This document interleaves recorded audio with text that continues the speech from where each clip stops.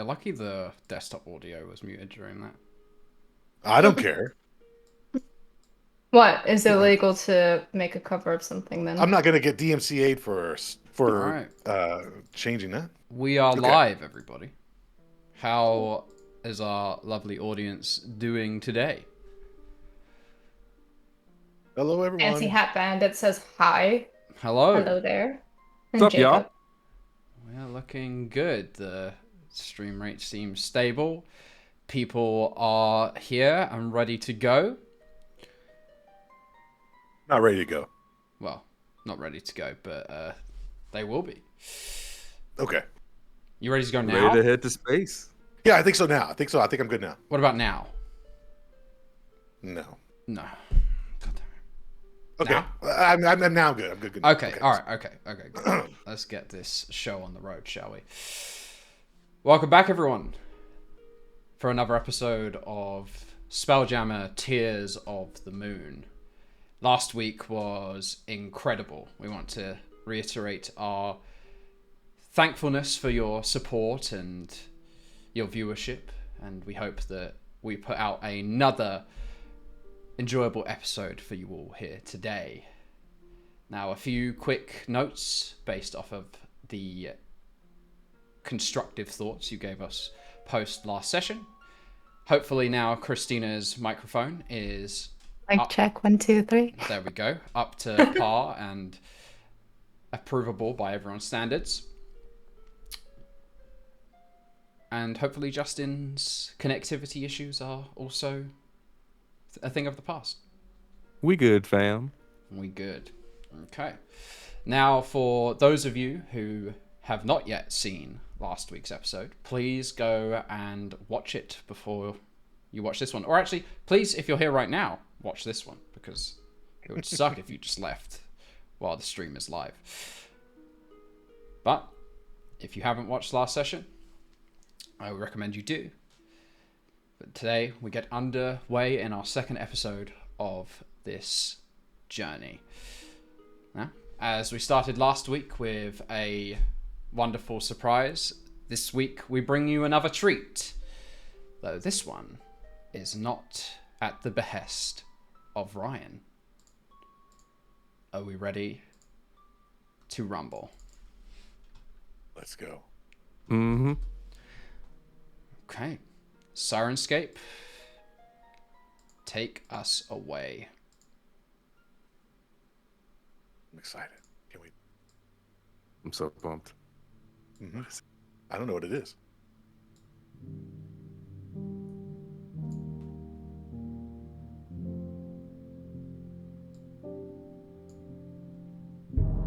Record of the soon-to-be Helmsman of the Artemis, 13th of Myrtle, 1497 DR. What a wonderful day it was to be me. In addition to being allowed outside of the Arcanarium, I was granted permission by Father to join a crew of adventurers. Thankfully, the hotshot captain of the crew, Gideon, doesn't seem too picky, since he also invited a disgraced gift of some sort by the name of Chutney of all things. The chef of the crew, Torque, welcomed me in with open arms and an even wider selection of flavors that he cooked up for me. He seems somewhat troubled, but he just gives the best hugs.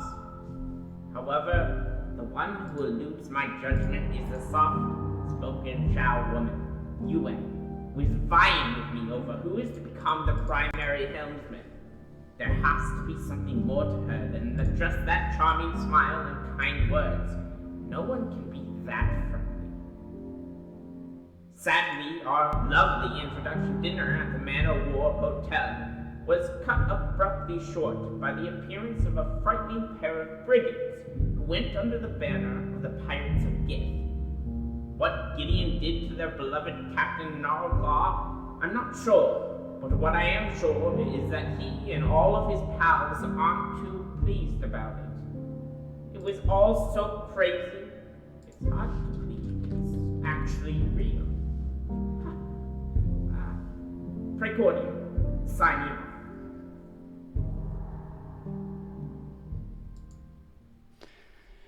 Thank you, James, for this week's log Oh, I love it. that caught almost everyone up with what happened last week. A few finer details are obviously left out, as that was Precordium's perspective on events. But for those of you who don't remember what happened last week, you can always go and watch the video again. Okay, but last week is over.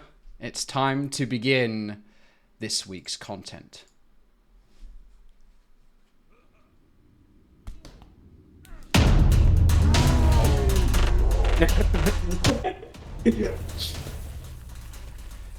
The crew is awoken by the sound of a fracas occurring on the deck of the Artemis.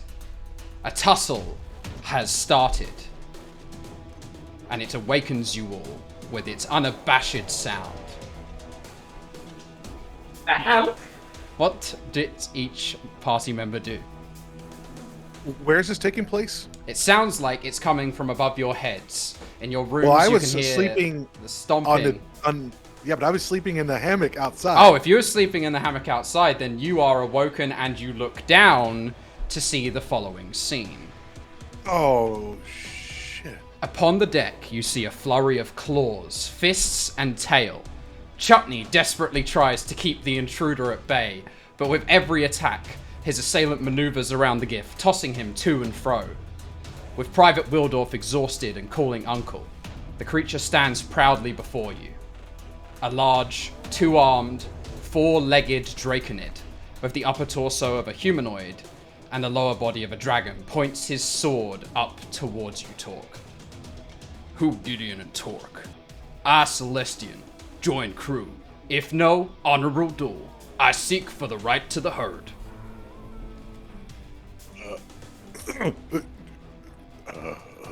Talk.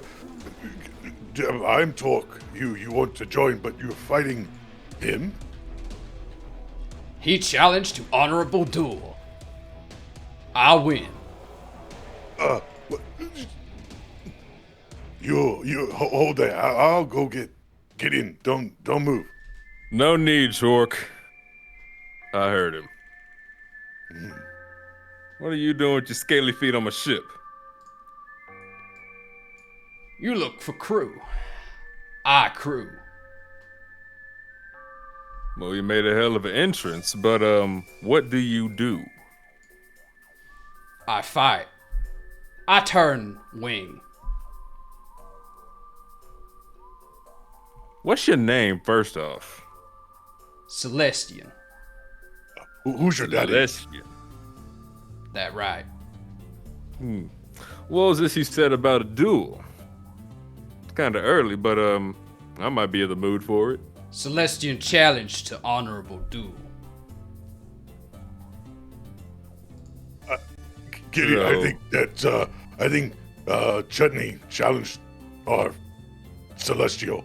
Oh, my back! My back! We just need to get Chutney up. He challenged him, so he didn't want his spots taken from him by Dragon Boy. He done. You let me be on ship. Or duel. I think he wants to duel with me, Chork. And I might just grant his wish. I'm What is the sorry, stake? I'm just getting here. Why are we dueling this man? Hello? Greetings. Is there any way that we don't have to duel? Is there any other customs that might come into play here? You make me heard.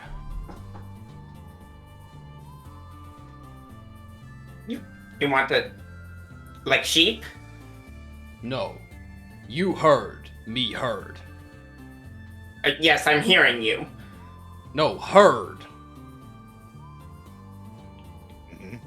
You want I to... heard him too. Yeah. You want to hear him as a sheep? No. I want heard. You heard. Me heard.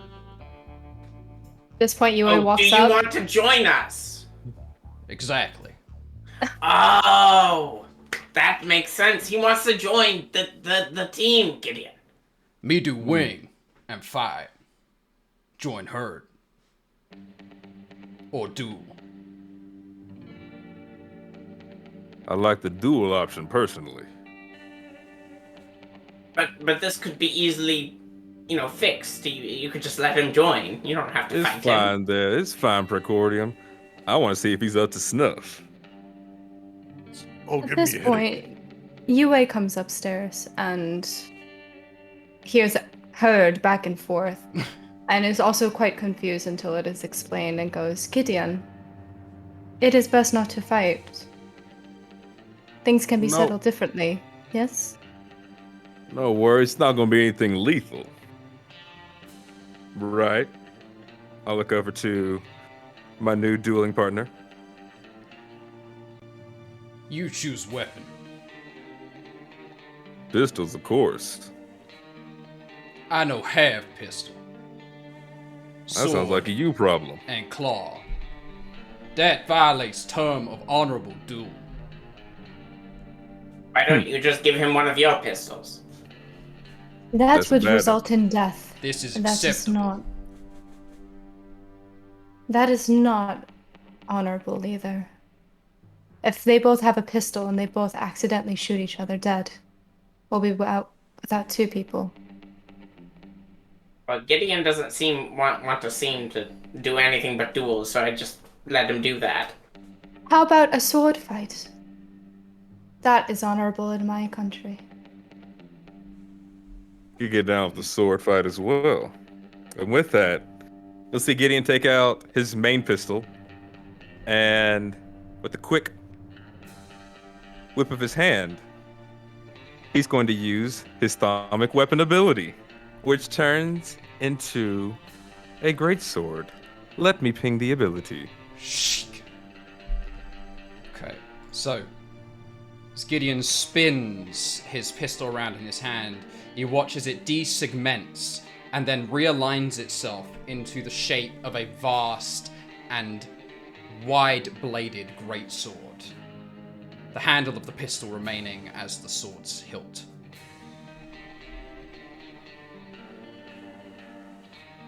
Neat little trick, ain't it?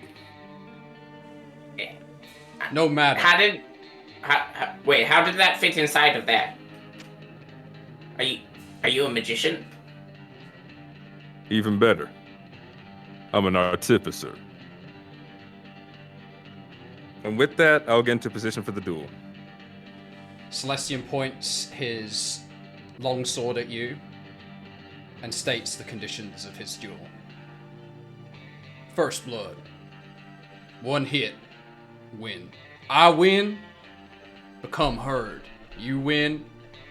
I do you say. Accept. Now you. Condition. Time. Location. How about right now, right here? Acceptable. And he takes his position on the other side of the ship's deck. With that, we'll roll for Get my initiative. sword ready. Lego. Let's see if I can switch the music up a little bit here. I don't know. I think the cowboy music is Yeah. really there. I'm sure the crowd is really enjoying that. Yeah.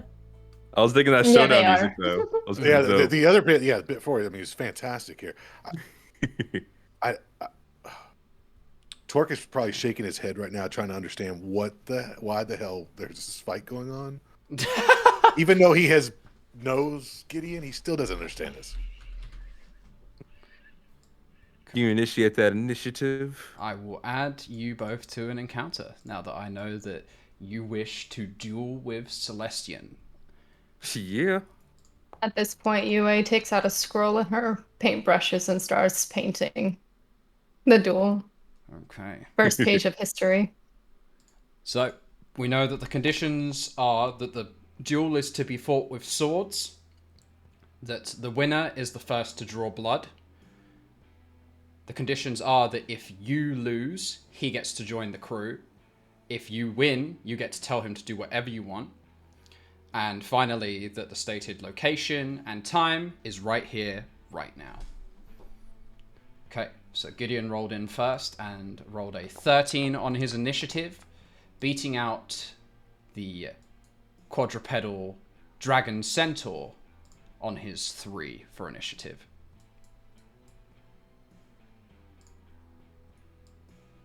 Gideon, you're first up.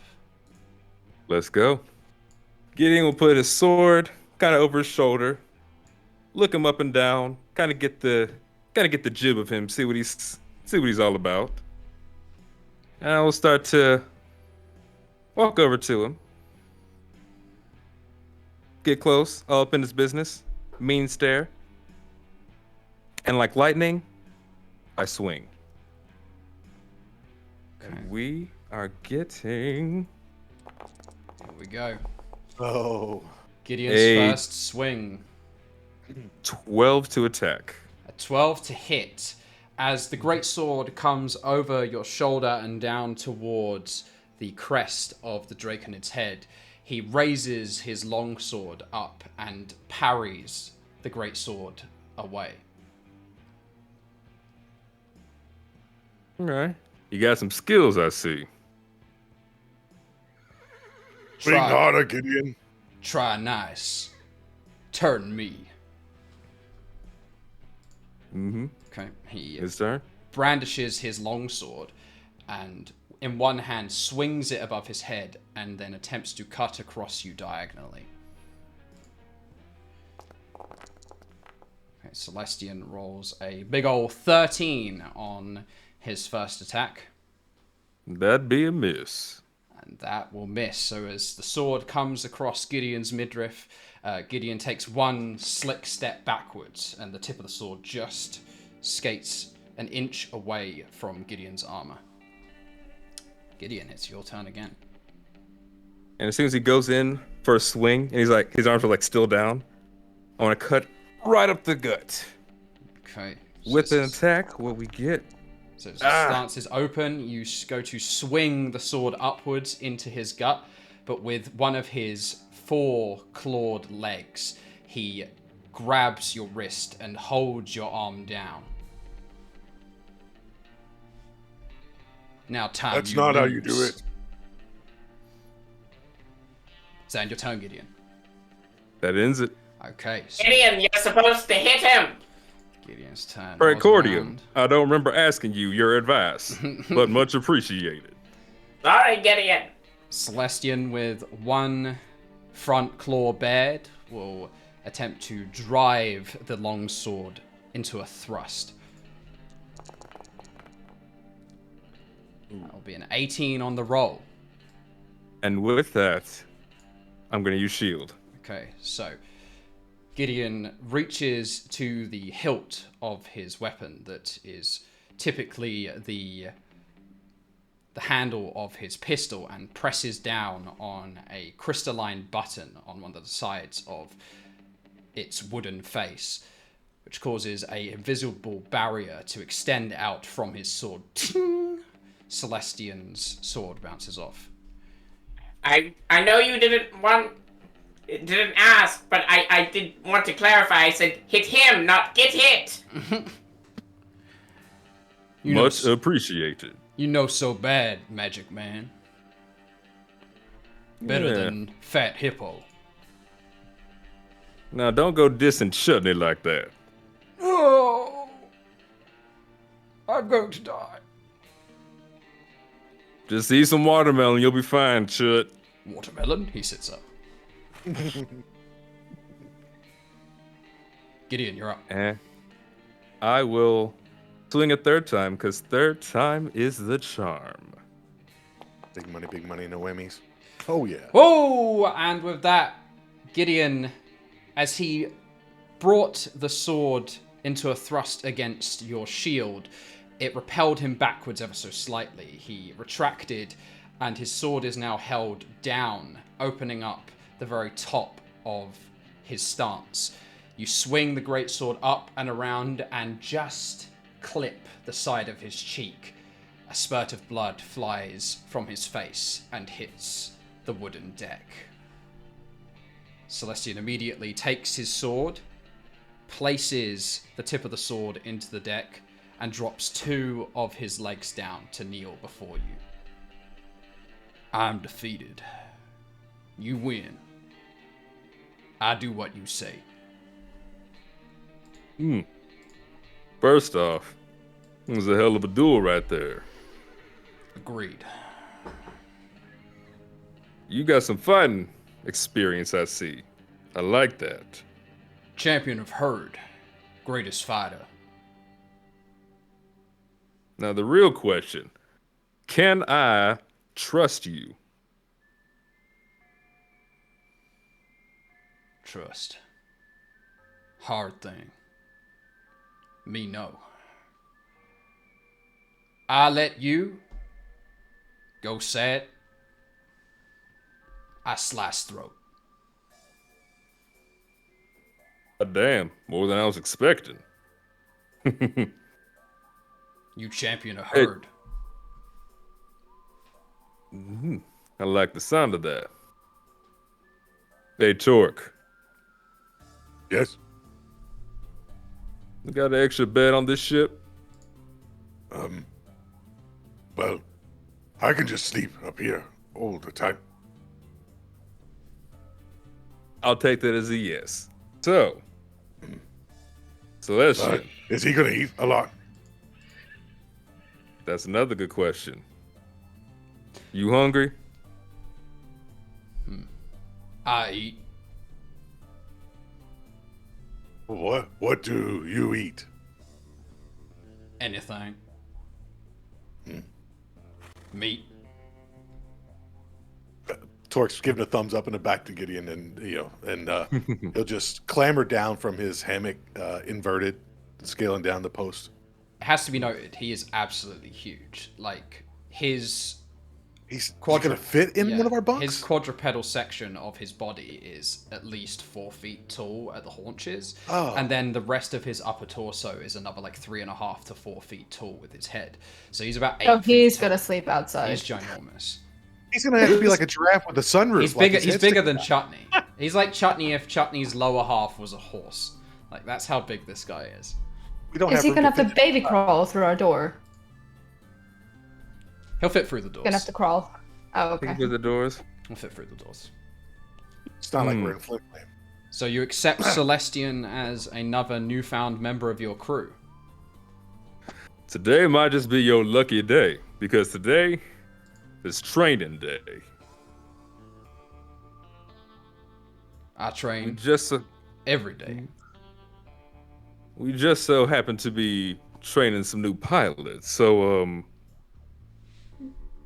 don't make me regret saying this, but welcome aboard. He'll extend his giant clawed hand out to you.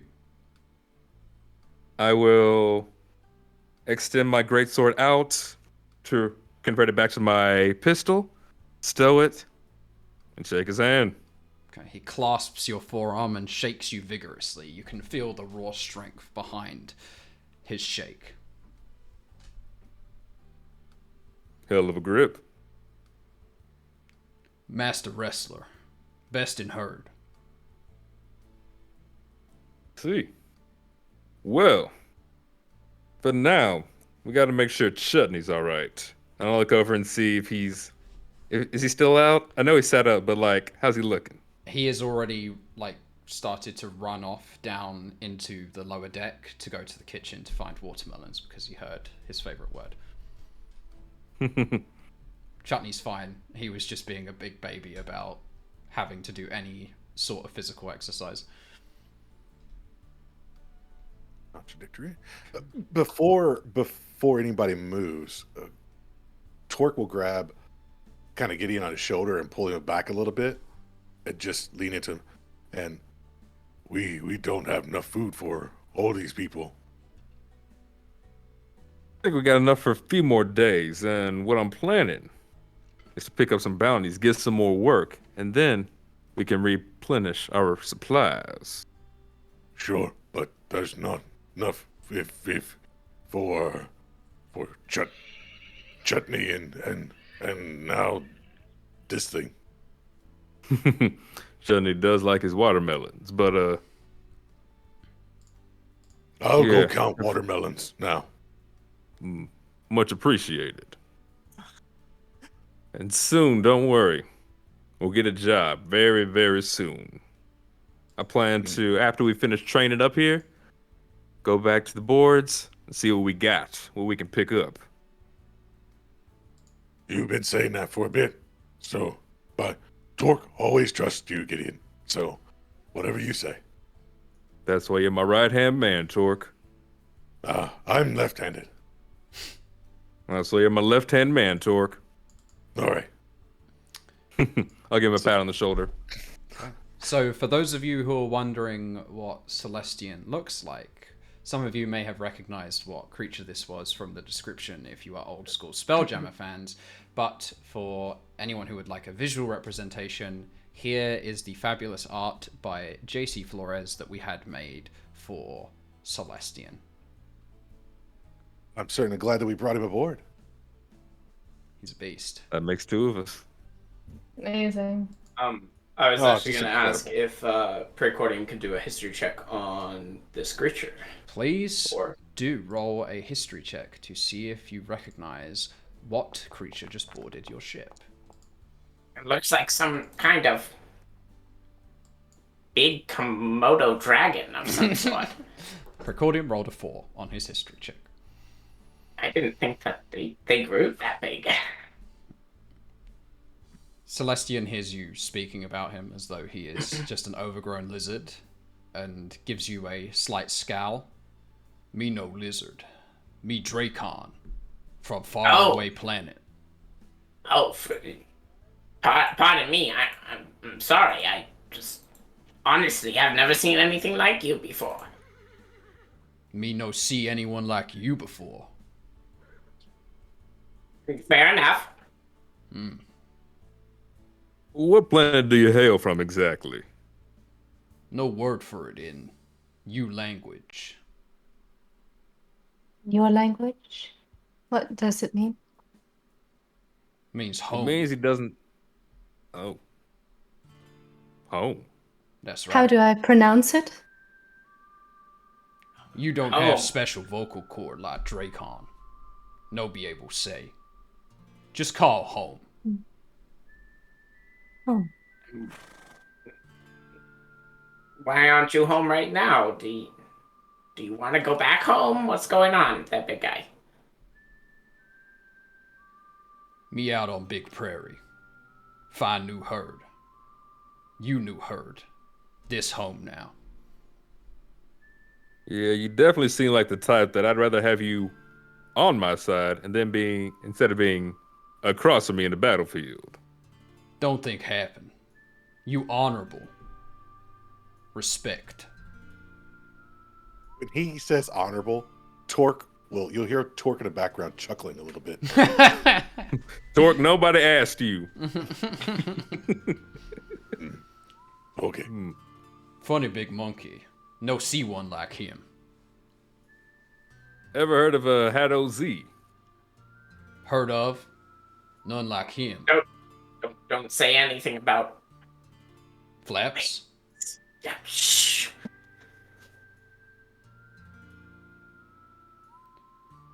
Keep secret. Celestion, he heard now. Well, Celestion, let me give you a quick little tour around the place, but everybody need. else. Celestion fly dragonfly before. Oh. Wait, another pilot. No fly. Work wing. Oh, that's why you said you wing. Wing, yes. Very good wing. Best wing. You're a wingman. That's right. I think Precordium needs a good wingman. You say you fly? Today? Maybe. Me do wing. Who else do wing? 2 wings.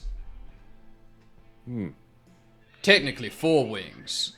1 man operate 2. Me do too. Who do too? Well, I'm probably gonna be supervising UA and Precordium over here, so it'd either be Chutney or Torque. How you feel about it, Torque? Torque's in the galley right now, counting watermelons. Just to make sure Chutney hasn't eaten That's them a all. solid no. Yeah, That's Chutney, what I said. He ran off to go count. Chutney is that, so banging on the door of the kitchen. Let me in! Let me in! Torque's noting he's drawing a lock with his crayon on his pad in the kitchen, meaning that they need to get a lock before soon, just as his little note. Doesn't know how to spell it, but he knows how to draw one, so they're reminding of him. So. Okay. Well, it'll probably be Torque that'll be operating the other wing. Okay. Talk wingmate. Special Exactly. bond. Make ship fly better. Now, what is with all this bonding that I'm hearing on this ship? I'll look over to the Precordium. What? You did some kind of bond Bonding. last night, if I remember correctly, I did. What do you mean? with Torque. I don't know what you're talking about. But you did some kind of like special. You were talking about emotions or something. No. Well, pardon my faux pas then. And with that, I will look back to Celestion and say, hope you don't mind, but for the time being, I'm gonna keep my eye on you. This K, you Appa.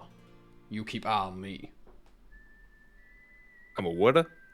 Means head of herd. Appa. Pronounced Alright then. Kaba. Kaba. Kaba. Appa? Kaba. Alright then. So, and I'll look to everyone at this point and say, alright, about an hour or so, we're gonna do some flying. For now, get some breakfast, do what you gotta do to get ready. Then we're hitting the skies. Okay. Celestion will start to make his way down to the kitchen.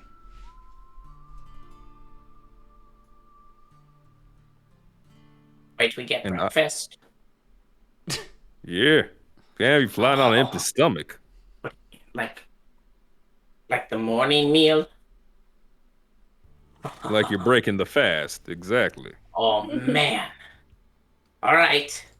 I'm in. Can we have axe beak steak again? Maybe not quite axe beak steak. Supplies, unfortunately, are limited. So yeah, for now we're gonna have a little bit smaller breakfast, but very soon we're gonna start taking up some jobs, Right. and that way we can afford bigger breakfasts. Right, I guess I'll go downstairs and get a small axe beak steak. Alright, Precordium heads downstairs to get a small axe beak steak. Does anyone else have any particular breakfast items that they are desiring from Chef Talk? Yue goes downstairs and asks Torque, is there any product for Xiaolongbao? Small pork buns with soup inside. No.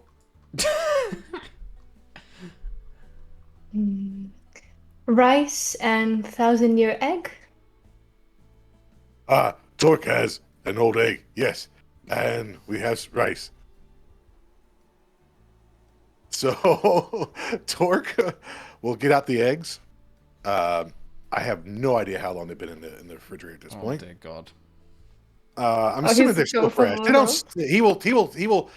And as he moves about the kitchen, one thing he will do is he will move where sometimes he will hang from his feet from like the rack, the pan holders, like the little things that's over top, and just like swing around through And he will go over to pull up the ice box and open it up, and there will be, I'm assuming, some like axe beak eggs or something that might be something that would be appropriate that they picked up. And then he'll sniff them, and they smell good to him. So then he'll bring them over, and then he'll start. Obviously, we're always going to have a bag of rice and beans. I mean, those are just staples that you're going to do if you're trying to do, for food that you're traveling, trying to, and portion controls and stuff like that. It goes a long way, right? So he'll start getting some water boiling, toss in the rice. He will dash in salt, just a little bit, even though we know that's faux pas for people if they're real true sushi fans. And then he will. Yue's face. He will then. But she says nothing. As he'll lay out the flat top, he'll throw down some oil, and then he'll take the egg and toss it in the air, and then let it land on the back of his cleaver, and then let it just open up over top of that and pour on there, and then start using take his spatula and then just start moving it around. So we're gonna make it more like scrambled on that one, and then he'll start doing another one that is a little sunny side up version. So, and Torque will then look back and, hey, anyone else want food? Precordium's gonna walk in and he's like, "Is that a tiny axe beak steak?" If it grew up, it would be. Sign me up. All right. So Torque will then throw another egg down. And make it, what did you call it? Sour. Flavor. You want what? Sour. I don't remember. So then Torque will start throwing in some garlic, a little bit of garlic in there, and some pepper and salt on that one, trying to make sure he's going to hit the taste buds there for a Precorium. And then he looks over at Gideon, just with his hands up. Rice and eggs? Okay. That'll do me. All right. So then he's got him going. He gets all of the eggs going, and you want over easy or medium or Captain's special. Wait, wouldn't you always pick the easy version? What you mean, Cordium? Because it's the most efficient way is to cook it easy.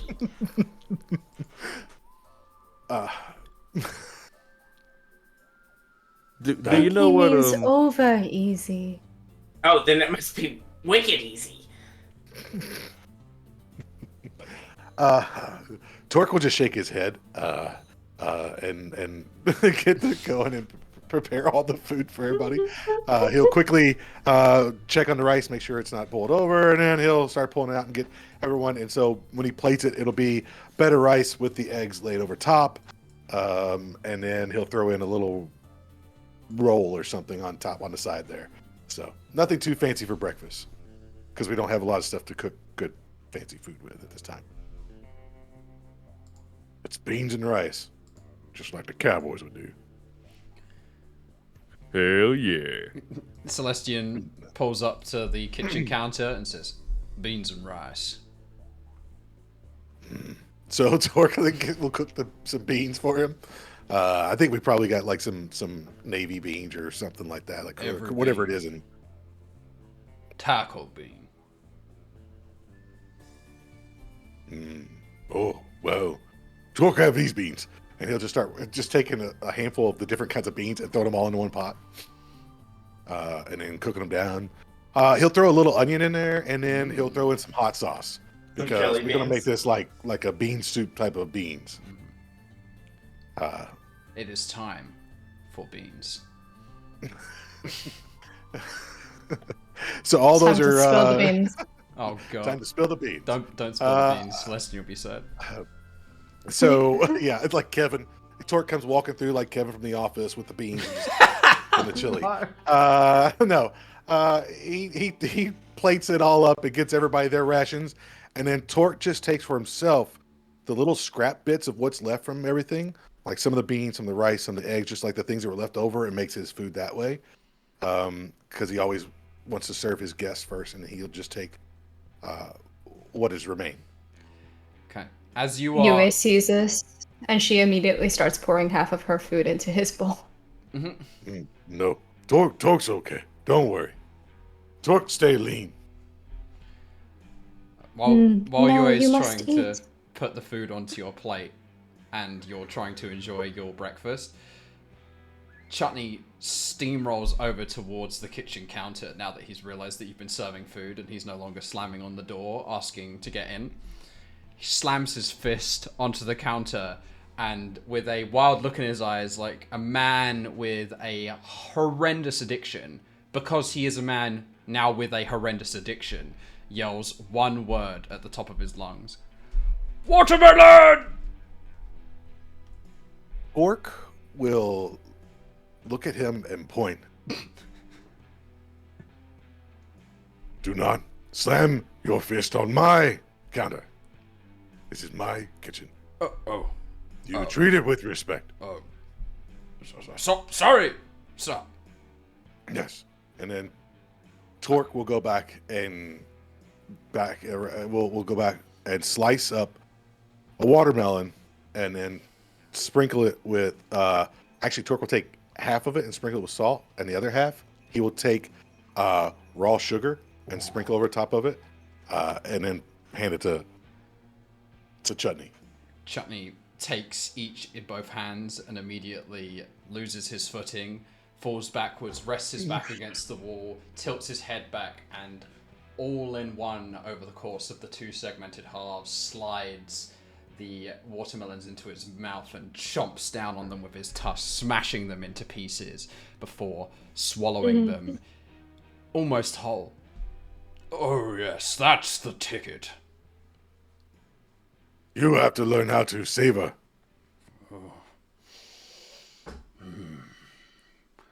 Now all I need is a good grenade this morning and I'll be good. No grenades. Just No grenades a little on one. the ship. Just a little grenade. Mm-mm. Off the side of the ship. If we encounter an enemy, you may throw a grenade then. Where are the enemies? Send me their way. Immediately. We're still not sure how good his aim is. Has I don't anyone know that we ever just give tried you to permission, cook? Yue. Has anyone ever tried to cook a egg over under hard? You don't understand. And you confusing Torque. No, we don't cook under hard. It's over easy means that the white of the egg is cooked hard and then soft on the yolk. Oh, Just a little. A runny. Not as runny as sunny side up, but more runny than over medium. wouldn't you then need to catch the egg? No, they come in a box. Oh. I figured if it was running. No, runny. Like run and my knee. I understand. Okay. And with that, so everyone eat up fast so we can get to flying. Okay, so everyone consumes however much of their breakfast it is, and Gideon then escorts the two prospective helmsmen up into the helm room so that they can get to grips with their new spelljamming helm. One quick, just another art sideshow here. If you're wondering what we are all looking at while we're playing, we have an incredible redeveloped map of the Rock of Brawl that will be released sometime soon on my Patreon for those of you who are interested in playing your own Spelljammer campaign around the Rock of Brawl. There she is. That one was developed by Oscar, known as Exoniensis on Instagram, and his other art profiles. Do go and give his work a look. Okay. Time for a Sirenscape change. And on the way up, I probably would have asked Torque, "Hey, Torque, you mind taking the other wing?" Sure. No problem. Perfect. See what this Celeste fellow is all about. Celestion. If Right, you need, Celeste. if you need two Celestion. people, if you need 2 people to fly the ship, how did you 2 fly it before? That's a great question. Just so happened to have another crew member, but they decided to split as soon as we got back on the rock. Ah. So, a deserter. You can call him that. He's just so happened to have an addiction to the pleasures of the city. Oh, 懂了. Okay, so the helmsman's chair sits in the middle of the bridge. Which one of you would like to sit in the chair first? Recording will look awkwardly towards UA and then towards Gideon. Do not mind me, and do not say ladies first. Please, Precorium. Well, if you say so. And he's gonna kind of like lightly gate towards the chair and then like flop into it with his hands over the rest and his feet up on like a little bucket next to it. Let's get the show on the road. First mistake. Don't look too comfortable like that. Yes, sir. There you go. He's Now you're going supposed to to crash the ship. Now you're supposed to relax, but you just looked a little too relaxed. But Yes, sir. And he goes back down. all right. Well, what you got to do is think of where you want to go and how you want to get there. Yes. I've done this before. All right. Show me what you're working with. Okay. I think I have to sit here for a little bit. Yes, so you know that to attune to a spelljamming helm, you have to spend an hour attuning to it as though you were attuning to a magical item. So we all stand around, twiddling our thumbs, expectantly waiting for the moment of connection to arrive. Sorry, it doesn't normally take this long.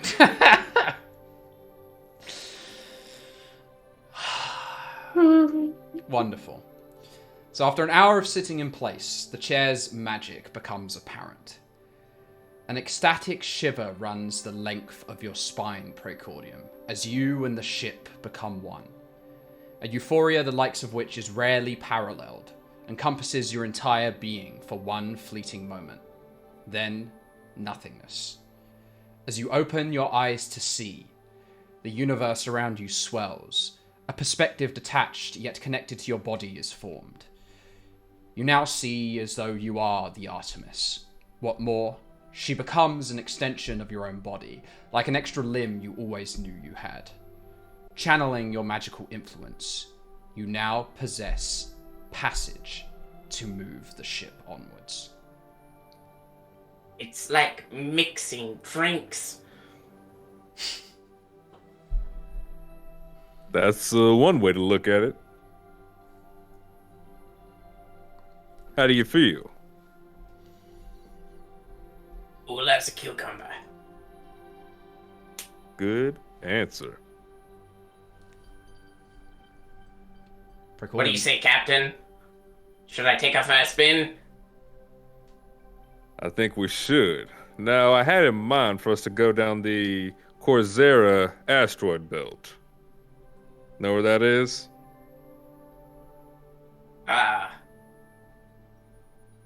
No. I'll tell you how to get there. And Precordium's gonna, as soon as you look away, Gideon, he's gonna rest back into the chair, and the dragonfly is going to like crouch downwards, and it will like slowly descend until its belly is touching the ground, and then it will spring upwards with a mighty leap, and he'll yell, "Talk, Celestion!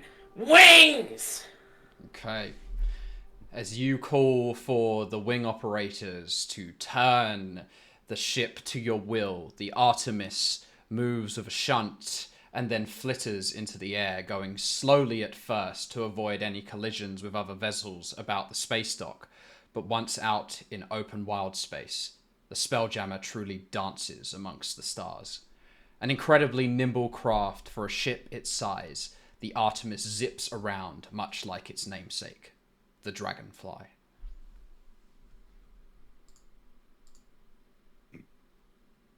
You're a natural. Not only that, but I can do this! And he's gonna do a barrel roll. Watch the wings. Hold up. Okay, so the ship flips upside down before reorientating and stopping right side up. But due to the way that gravity works in this multiverse, there is no sense of inertia. It always feels like you're stood the right way up. That's cool. Okay, and this, everybody, is where the complications arise. We have now taken to the void of wild space in a Spelljammer, a feat rarely seen other than some awesome creators who have gone before us. Since 2nd edition, this has not been in a cool rulebook. So, I would like you to join me, as many of you are interested in how this is going to work, in a discussion of the application of spelljamming in relation to 5th edition's rule set.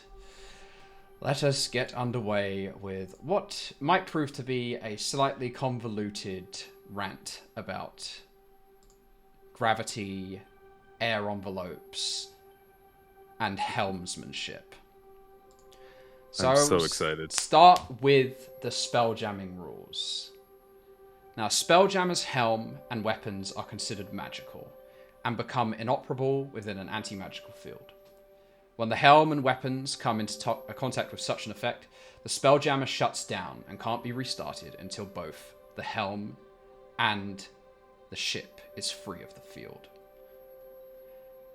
Now, another thing that people may be asking is, how do you breathe in space? Now, every ship has an amount of breathable air that it can carry within its atmospheric envelope. Now, the way that I have prescribed how much air that equates to is 20 times the ship's cargo capacity. So, if we take the Artemis, for example, as our stat block of choice here, the Artemis's cargo is approximately 5 units. What those units are, I believe, is tonnage. That's what I have based it around. So if you have a 5-ton cargo capacity, you then have 100 units of air in the envelope from when it sets off. I think that's fairly simple enough to follow for now. Now, every ship has a number of crew that is required to operate it. The Artemis clearly requires 3 crew members to fly. The Helmsman as the driving force that propels the ship forward and brings it to a halt, as well as determines the course of its movement. But the Artemis also requires 2 further crew members to man the wings. Each set of wings is needed to magically influence the direction of the ship. Now, the number of crew required aboard a ship determines the minimum number of passengers required to operate the ship. Without the proper number of crew, a Spelljammer's speed is halved and a helmsman can't change the course of the ship's movement. The maximum capacity determines the number of creatures a ship can carry before the air intake aboard the ship becomes excessive. If a ship is over its maximum capacity, the rate at which creatures consume units of air is doubled. So the maximum number of creatures that you can have aboard the Artemis in particular is 10. So you can have a crew, if you want to operate it as best you can, between 3 and 10 creatures. And between them, they have 100 units of air to share about them. Next, we move on to the speed and maneuverability of Spelljammers. So, as I'm sure most people know and are anticipating, Spelljammers have the capacity to move at incredibly fast speeds. To prevent unintentional collisions, helms and magical implements must be in tune with one another to control the ship's movement. One such measure implanted in the magic of helms is the ability to detect one another at a short range, as well as large obstacles. When two ships come within 12,000 feet of each other, the helms limit the speed of the Spelljammer to a rate which gives the helmsman the best chance to avoid the oncoming ship. The same goes for large obstacles. For this reason, Spelljammers possess two base movement speeds. The first, known as Spelljamming speed, and the second, tactical speed. Additionally, a Spelljammer's design and functions limit its maneuverability, particularly the types of features installed onto the ship. Each ship possesses a degree to which it can turn over the course of a single turn. Some particularly nimble craft can spin around in a split second, but others require a much larger degree of magical energy to reorientate. So, what that means for the Artemis is, at spelljamming speed, the Artemis can move at 1,000,000 miles per hour. Yeah. Shooting across the universe at impossibly fast speeds. But when it meets its tactical phase without any sort of improvements or features that would increase its tactical movement, the Artemis moves at a rate of 150 feet per turn. Still incredibly fast for a vehicle, but nowhere near as impressive as when the ship is flying at spelljamming speed. Also coupled in is that whilst going at spelljamming speed, which a lot of people will probably equate to warp speed or one of these other popularized sci-fi tropes, you cannot turn. It has to be in a straight line. So if you want to turn the ship, you have to enter the tactical movement phase.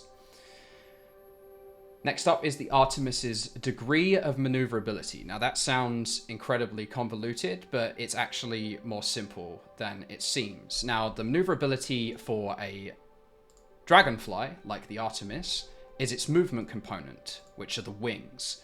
Now, the wings of a dragonfly can move the dragonfly up to 135 degrees per turn. So, say you wanted to face 45 degrees and move diagonally across a square on a grid, you could then, after you've taken, let's say, 50 feet of movement, turn it another 90 degrees to go the opposite diagonal on the same path, and then continue your movement for 100 feet, if that's what you wish. But once you've done that, you have no more degree of maneuverability because you've reached 135 degrees. Does that make sense to the people who I have here? Okay, good. So that is the rules for speed and maneuverability. Next is opportunity attacks. Spelljammers provoke opportunity attacks as normal. When a spelljammer provokes an opportunity attack, the attacker can target the ship or any creature riding on it or inside it that doesn't have total cover and is within reach. That opportunity will come up very rarely unless the two ships are incredibly close to each other, due to the fact that spelljamming vessels tend to be incredibly large in their dimensions. Okay. Now, each ship has action stations. Each action station requires different actions to complete different tasks. The first action station is the helm. The helm of a spelljammer is a magical chair. The helm requires a pilot to operate. A spelljammer with no driver automatically fails all dexterity saving throws. In order to pilot a spelljammer, the creature must have a magical resource required to power the ship. Different types of helms require different resources. The Artemis possesses a minor spelljamming helm, which requires spell slots in order to be operated. There are different kinds of helms that require different types of magical power. Now, the first action you can take as the helmsman of a spelljamming ship is the pilot action. So, while the spelljammer is being piloted, the pilot can use their action to both propel the ship up to its speed or bring it to a complete stop.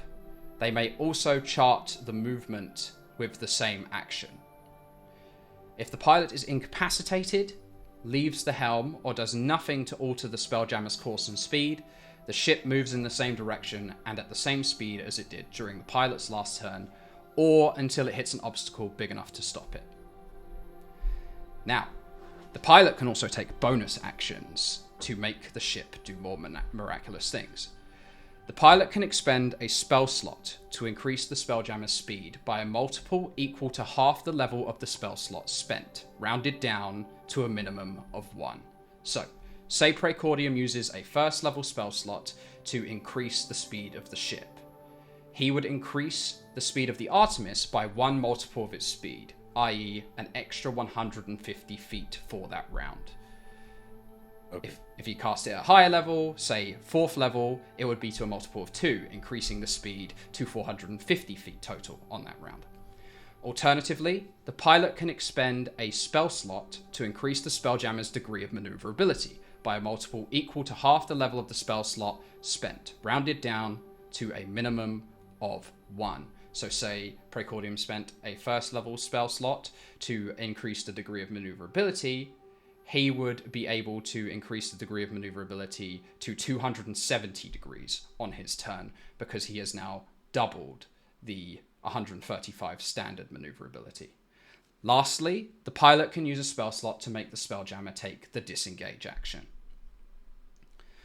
That was a lot. I understand that was a lot. There's a little bit left, so please bear with me. This will be the last time I mention this. Let's do it. Okay, so next up we have weapon stations. Each of the Spelljammer's weapons takes up a station on the vehicle. One weapon can be replaced with another, provided the crew requirement needed to operate the replacement weapon is the same. So let's take, for example, the Artemis's weapon station that currently has installed. Currently, the Artemis has installed a light ballista, meaning that it would not be able to install a heavy ballista in its place because a heavy ballista requires 2 crewmates to operate rather than the 1. Now, what if your ship gets damaged? Now, a creature can attempt to make repairs to the ship. The creature makes the repairs but must meet the following criteria. 1 second, restarting the music because we've been going for so long. The creature can't operate the ship's helm or one of its weapon stations whilst making repairs. The creature must be within reach of the damaged area in need of repair, and the creature must have the right tools for the job, smith's tools or tinkerer's tools, for example. If the Spelljammer has taken damage but has at least 1 hit point, a creature can spend 1 hour or more trying to patch the hull and replace the damaged parts. The creature must have some degree of spare parts to make the necessary repairs. After 1 hour of repair work, the creature makes a DC 15 dexterity check, adding its proficiency bonus to the check if it's proficient with the tools used to make the repairs. If the check succeeds, the ship regains 2d4 plus 2 hit points. If the check fails, the ship regains no hit points, but the repair can be attempted again using the same parts. Now, as for when we do what everyone's favourite thing to do with a vehicle in any fantasy tabletop game is, and that is crashing them directly into other things, this is what happens. When a Spelljammer crashes into something that could reasonably damage it, such as an asteroid or another ship of its size or bigger, the Spelljammer comes to a complete stop and takes a die of bludgeoning damage for every 10 feet it moved since its last turn, to a maximum of 20. Whatever the vehicle struck takes the same amount of damage. If this damage is less than the ship's damage reduction, the ship takes no damage from the crash. That bears mentioning. Every ship has a damage threshold, meaning that it doesn't take minor damage from oncoming missiles or minor attacks. The Artemis, for example, has a damage reduction of 20, meaning that you need to deal more than 20 damage in one attack to deal damage to the Artemis. And even if you deal more than 20 damage, the damage is reduced by 20 points. Okay. Regardless of whether or not the ship takes damage, each creature on or inside the ship when it crashes must make a DC 15 strength saving throw, taking 1d6 bludgeoning damage for every 10 feet the vehicle moved since its last turn, maximum of 20d6, or half as much damage on a successful save. A Spelljammer can also crash into a creature by entering its space. The creature can use its reaction to attempt to get out of the ship's way, doing so and taking no damage with a successful DC 10 dexterity saving throw. If the saving throw fails, the ship slams into the creature and deals a dice of bludgeoning damage to the creature for every 10 feet the ship moves since its last turn. A Spelljammer that is at least 2 sizes bigger than the creature it crashed into can continue moving through the creature's space if the ship has any movement left.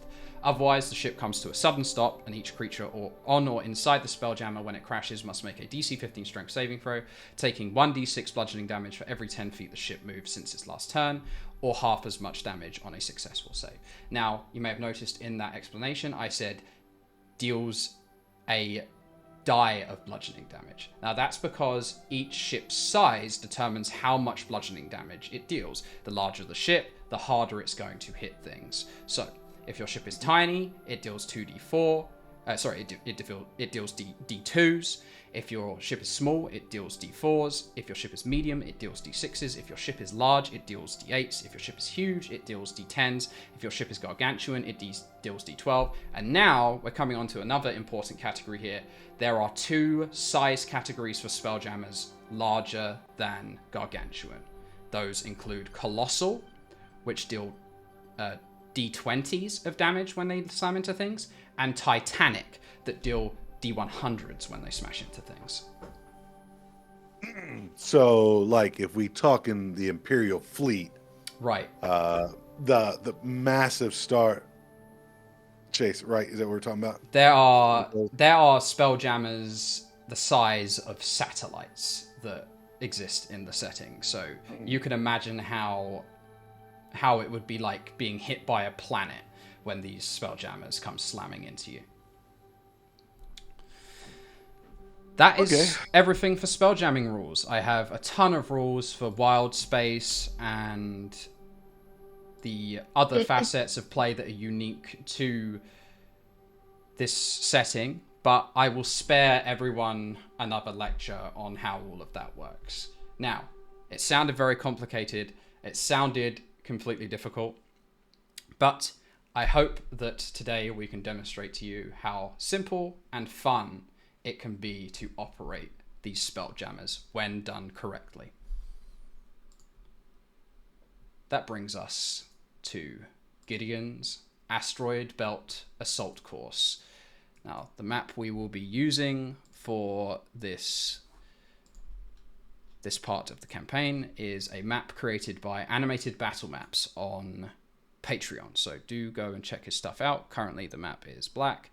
I will add vision to the token so that I can't wait until where someone's firing the light ballista and hits a target and they cheer and we go and someone's like, well, "Don't get too penisy, kid."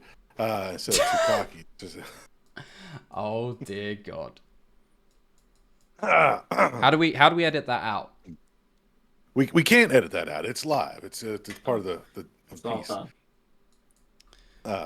piece. Look at these asteroids moving around. While you're doing, also, we may have covered it. I may have misunderstood. So we have 5 units of air. That's 100 tons, and that is enough for like 10 people. 5 times 20, so 100 units of air when you have your air stock replenished. And each person uses how many units of air per? Let's explain that rule as well. Yeah, that was one I was in my head. I was hoping while you were doing this we could kind of do that. Yep. Okay. Let's go over that one as well. I will put on the lecture music again so that people have something to. You don't have to do the lecture music. I do have the to tutorial do music. It's a long explanation. Tutorial. Okay. Should be so 7. Due to the nature of gravity in wild space, all masses create their own atmospheres. This is due to the mass drawing lighter masses, air, towards the point of gravity. The size of an air envelope is 3 times the mass's dimensions in every direction. For example, a spherical mass with a 5-foot diameter creates an envelope 15 feet across, centered around the mass's point of gravity. It's hard to visualize, but just imagine that there is a giant atmosphere that cloaks every object that flies through wild space. It's not real science. Don't get angry because it's not real science. Okay, now I'm calling Bill Nye. As mentioned in the air envelope section, every mass in wild space creates its own atmosphere. The larger a mass is, the larger its air envelope, and thus the amount of breathable air. A small or medium creature creates an air envelope large enough to support 1d20 rounds worth of breathable air. A large creature creates an air envelope large enough to support 2d20 rounds worth of breathable air. Large objects and creatures such as Spelljammers retain enough air to support a single creature for substantially longer. So, when accounting for the amount of air a creature breathes in a larger envelope, a creature's size category determines how many units of breathable air the creature consumes over the course of a day.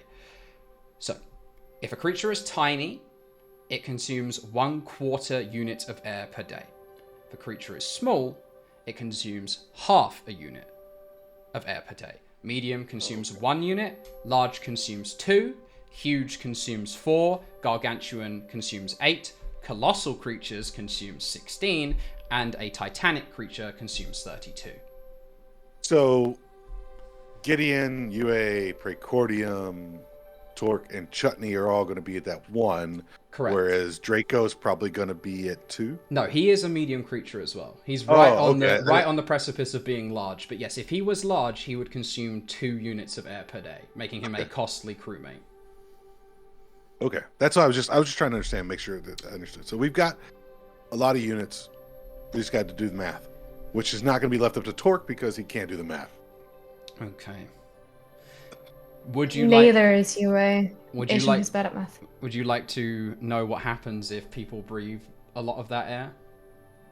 Tell us. Okay.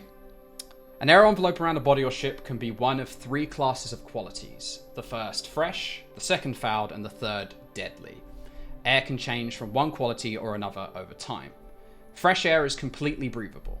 Air around a smaller mass remains fresh until it is depleted. Air around a larger body, around 1 ton or more, remains fresh until depleted, so long as the number of creatures on the body are kept equal to or below 50% of its maximum capacity. As I mentioned in the Spelljammer rules, if you go over the capacity of the ship or the object, the creatures are now not consuming 1 unit per day, they're consuming 2, which is when you have issues. Now, fouled air is stale and partially depleted. It is humid and it smells incredibly bad. Every 5 days, a body has a chance of its air becoming fouled if the number of creatures present on the body exceeds 50% of its maximum capacity for the duration. At the end of the 5-day period, you roll a d6, and on a 1, the air is fouled. While in the area of fouled air, any creature that must breathe air has disadvantage on attack rolls and ability checks. It's like being poisoned. Lastly, deadly air is a completely depleted source of air that is filled with harmful vapors. It cannot sustain life. Any creature that must breathe air begins to suffocate in an envelope of deadly air. So we got to watch Chutney and the watermelons. You gotta watch. You gotta keep an eye on the air and how many people you're letting on the ship. You can also acquire implements for your ship that will help with the air consumption, capacity, cleanliness, etc. Okay, makes sense. Okay.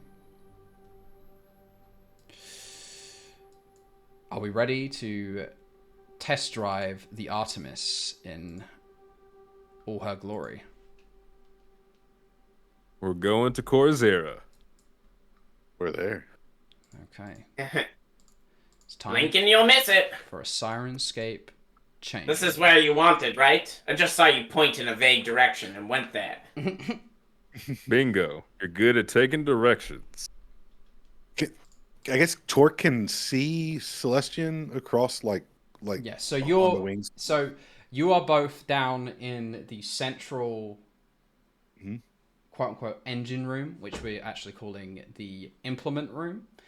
And the pair of you are basically like crank operating these giant not oars, what would I call them? I feel like they'd be like oars, like we're almost like oars that activate on stilts. But because this ship is so technologically advanced, it's actually far less strenuous than a standard dragonfly. A standard dragonfly is all wood and moving parts, whereas this metal spigoted contraption of wonder requires very little input. It's almost on autopilot. Got it. Got all the bells and whistles. I want to know if anyone stayed after listening to all of that. We still have some folks hanging around. Okay, good. I apologize to everyone. If you made it this far, I think it's because they know that the Artemis has that wood grain dashboard going on, leather interior. Maybe it's like rosewood, That took something like that. me No fancy. forever to write up. So I hope people, at least in part, understand what I was trying to The do. good thing is they can, if they want to listen to it back, they've got it to use it for their other. If they want to use it in the campaigns, right? And eventually the resources will be released on Patreon. So, but we are still waiting on our art team to develop some really cool detailings for our paper or mock paper handouts. noise. As far as the eye can see are colossal asteroids slowly gravitating around one another. The huge space rocks occasionally clash against one another, sending violent shrapnel spraying out into wild space around them. Beautiful, ain't it? Is this all It's I've ever dreamed something. of? I've seen better. And where might I ask you've seen better? Places. Anyways, Vacation. vacation, yes. All right, so for now, see that big asteroid right over there? The Grand Mammy right over there? The one that kind of looks like a Frito? Bingo. Want you to go around there once or twice. As soon as you come around the other side, I want you to shoot that asteroid right there. Alright. And I'm gonna lean into my chair and blast off. Roll her into initiative, please. Alright. Here we go. Seeing as we're not in combat with other creatures, we are just going to go on the Dragonfly's initiative. 7. Okay. 7 on the roll for the Artemis. Oh, am I going first or? You're going. It's your turn. Alright. Then Yeah. I'm gonna take her out for a spin. So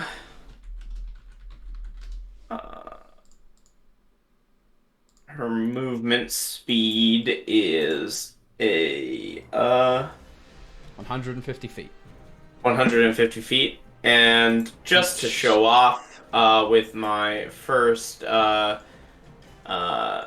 spout outwards, I am going to expend a first level spell and with my bonus action and move an additional 150 feet. Correct? Okay, so you move 300 feet forward. And you keep one course, correct? You do not.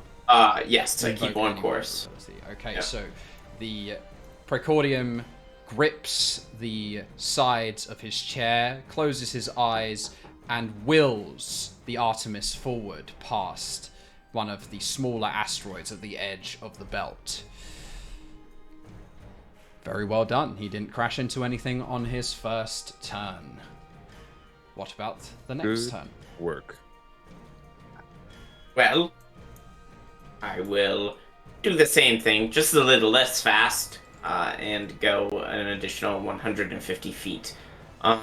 Since it is a 100-foot grid, should I just go in the middle of a square, or No, just remember for your next turn to add the extra 50. an additional 50? Okay. So that's 2 rounds in. It's taken you 12 seconds to go as far as you have. Okay. Keep counting, Captain Gideon. Okay. Then next round, I am gonna go an additional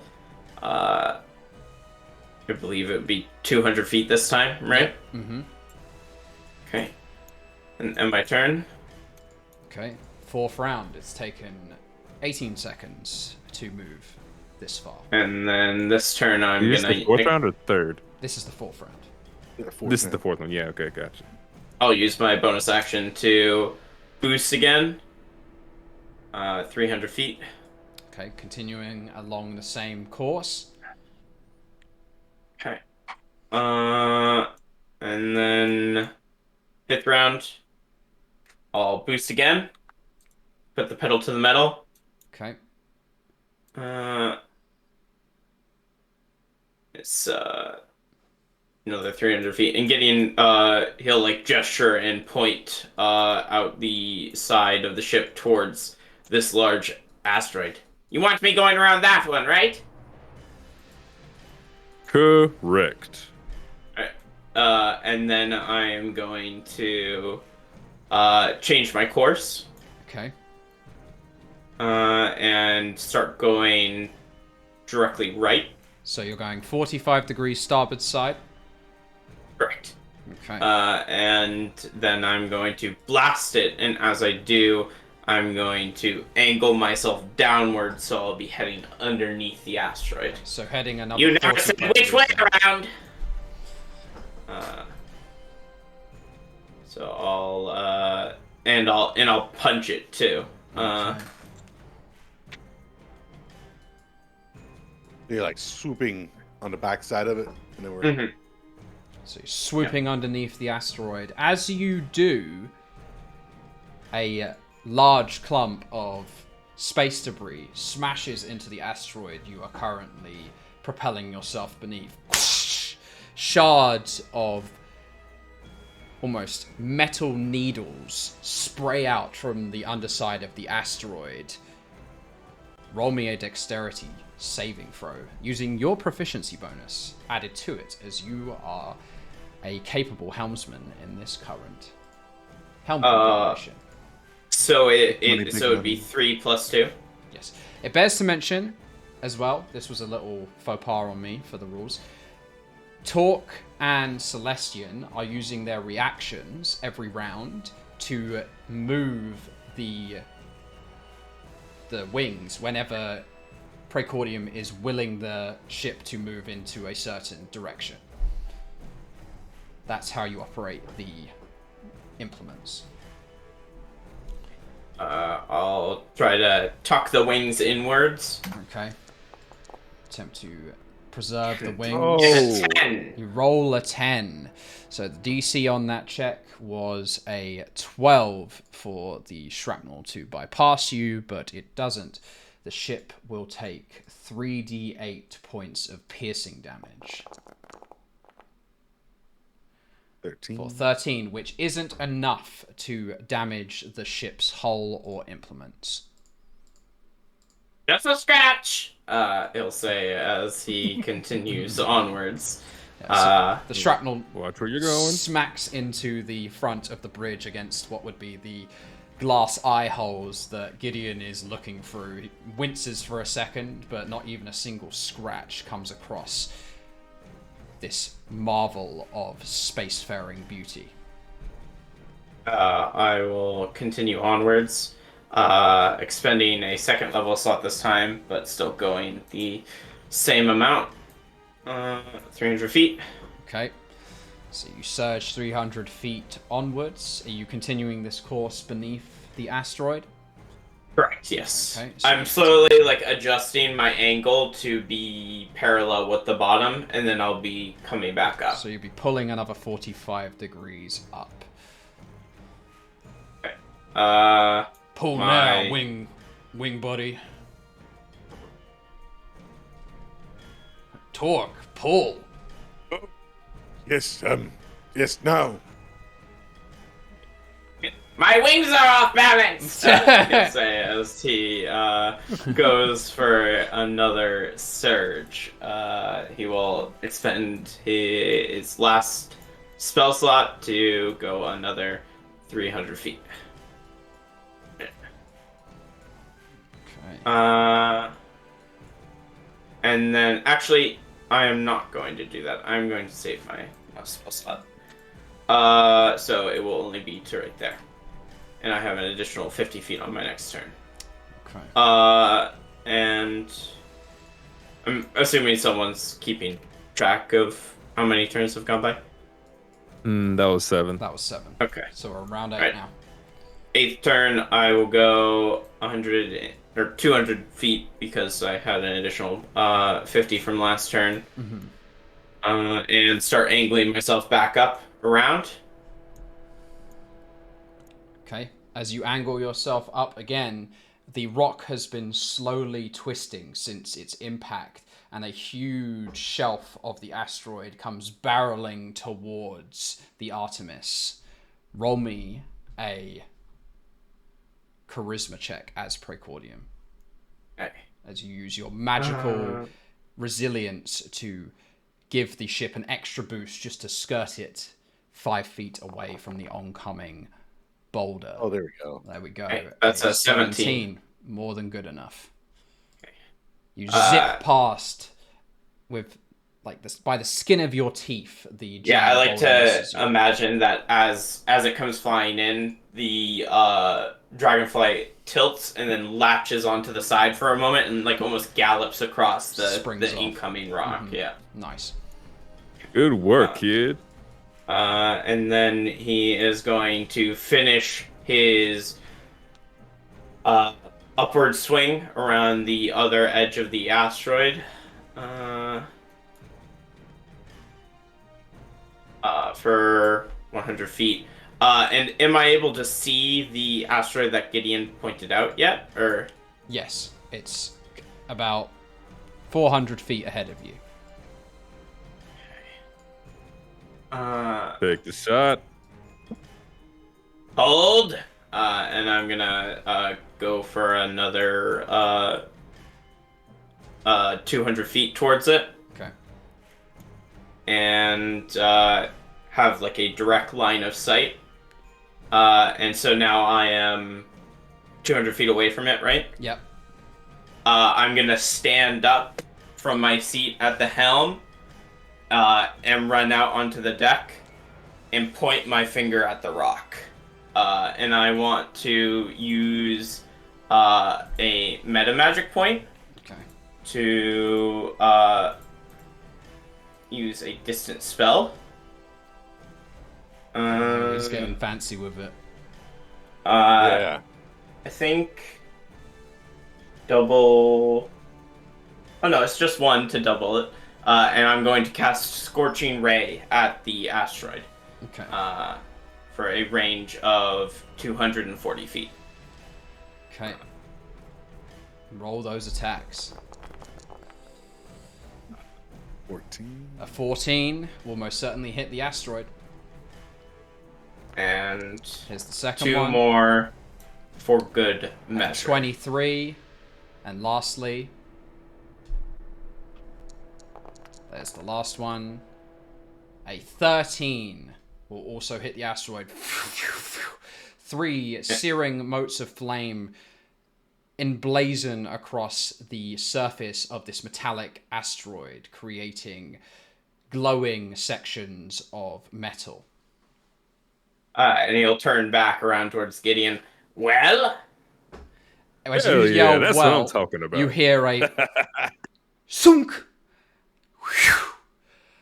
You turn to look at the top of the ship, and Chutney has let the ballista loose. Fire! wait, I like see you're you enthusiastic. The bolt spins through the air until it hits the outer envelope. Then the spiral continues perfectly, nails one of the hot marks on the surface of the asteroid, at which point the entire ginormous crossbow bolt head explodes, Oh, shattering the asteroid. hey, did you put a grenade on that ballista bolt? Yes, sir! Yeah. That's what I call teamwork. Permission to fire another, sir. Please. Permission denied. Oh. Reel that one back in. Chutney's been sitting there this whole time readying the ballista for that moment. I get another chance in a few minutes. Okay. But yes, Mr. Precordium. Damn fine work. Thank you. And he'll take a bow. Mm-hmm. All right, well, I think you're good for now, so you can go take a seat. And Miss Yue, you're up. Okay. While Yue readies herself for her turn at the helm, we are going to take our own short break to It'll be go short. and do what we need to do. We'll be back as soon as we can, so please do wait for us.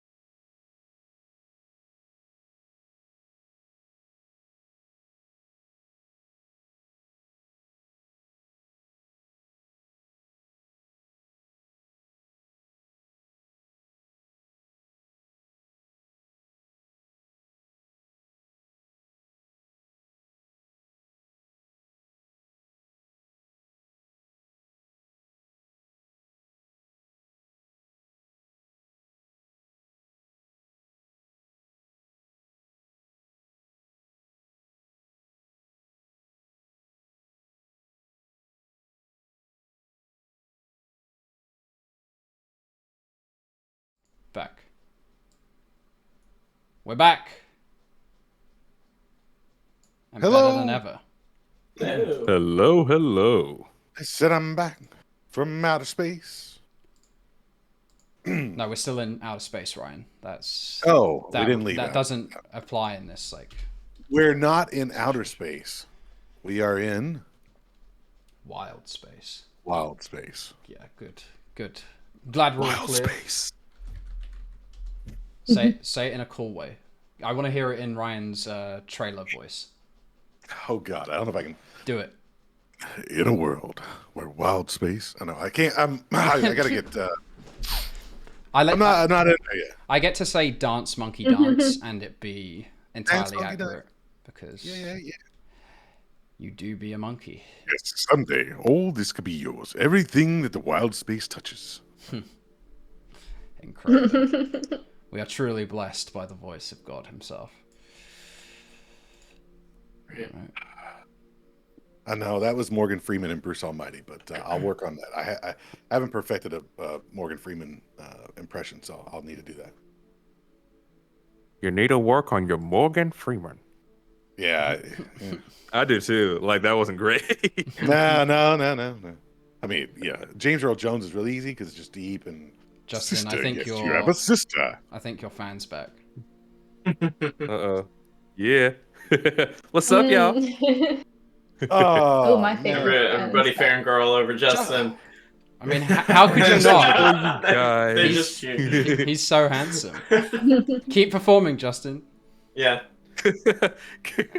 Oh, it looks, Keep doing the Morgan Freeman voice. looks like we got some Christina fans as well. Give him the old goggle off. Uh-oh.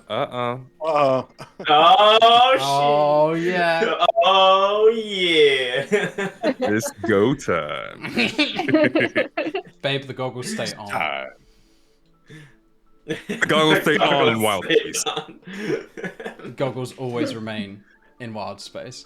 But if he passes out mid-session one day, we just Yeah, we don't won't where he know. is. He'll just be Okay.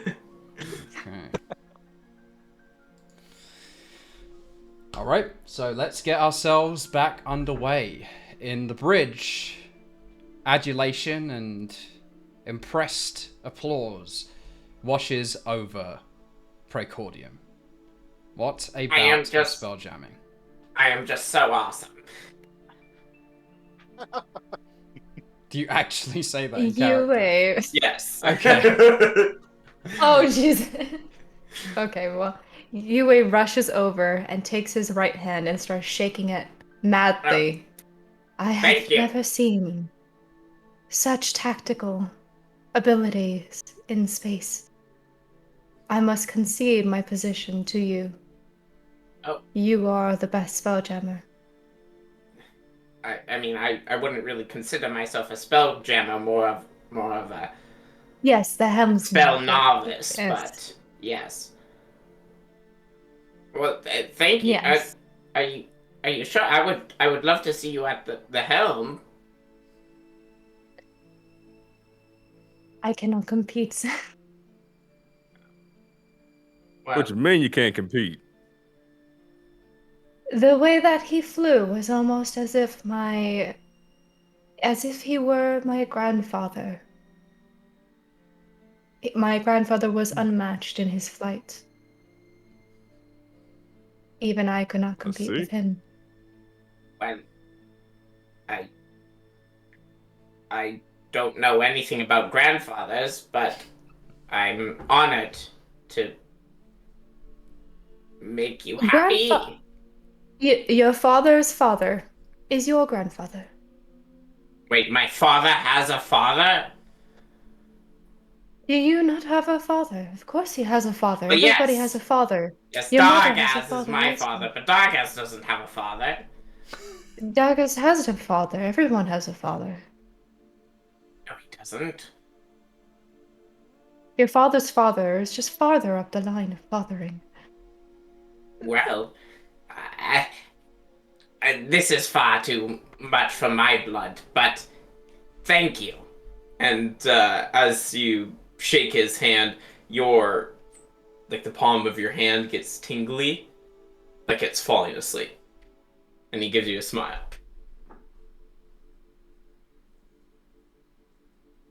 What?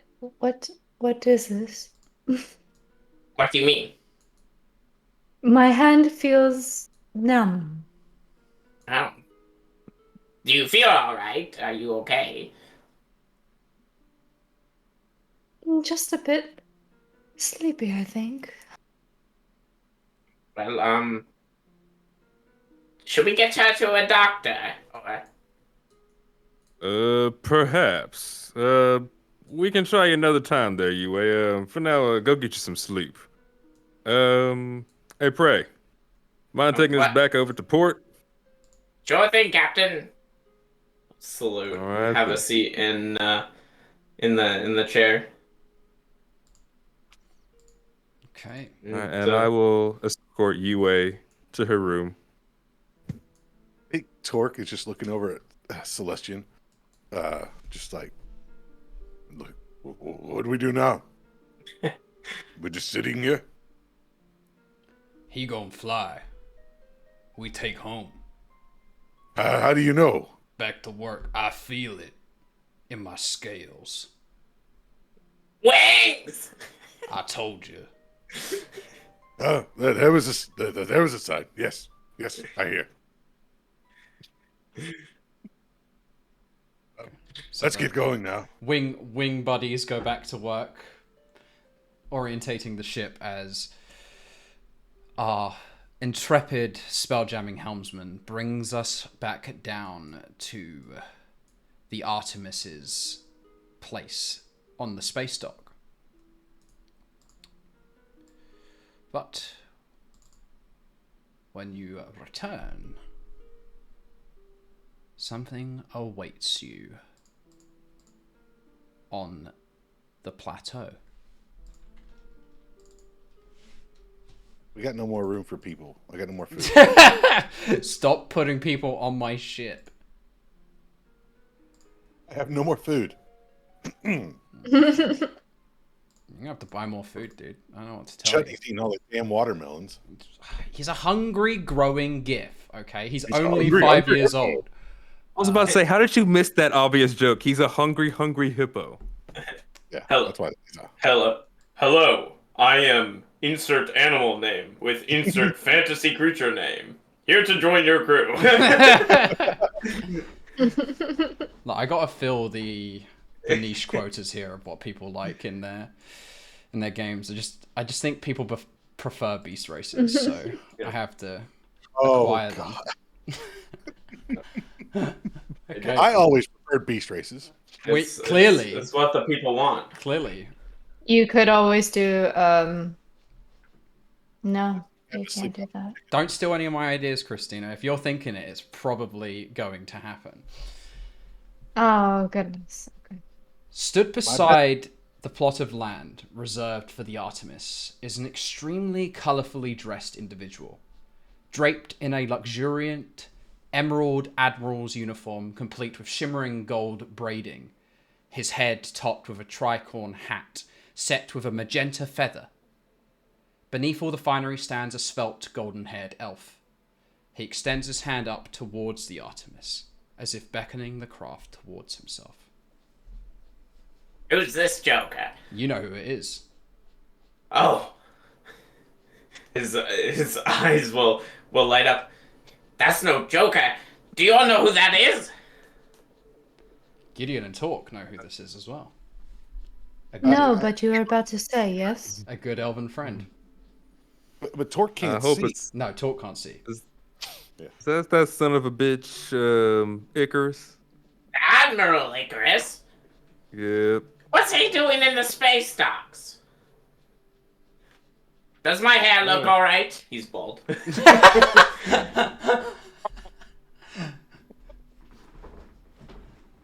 You look fine. I was about to say Ryan's going to take that one. Oh. Guess we should say hi at Admiral least. Icarus. Okay, what do you do when you see Admiral Icarus through the eyes of the Artemis Praecordium? Gonna land the ship next to him. Okay, you land the ship right next to him. As you do, his overcoat blows in the wind, like wings flaring behind his back. He holds the tip of his tricorn hat with his hand and stares up at your beautiful craft.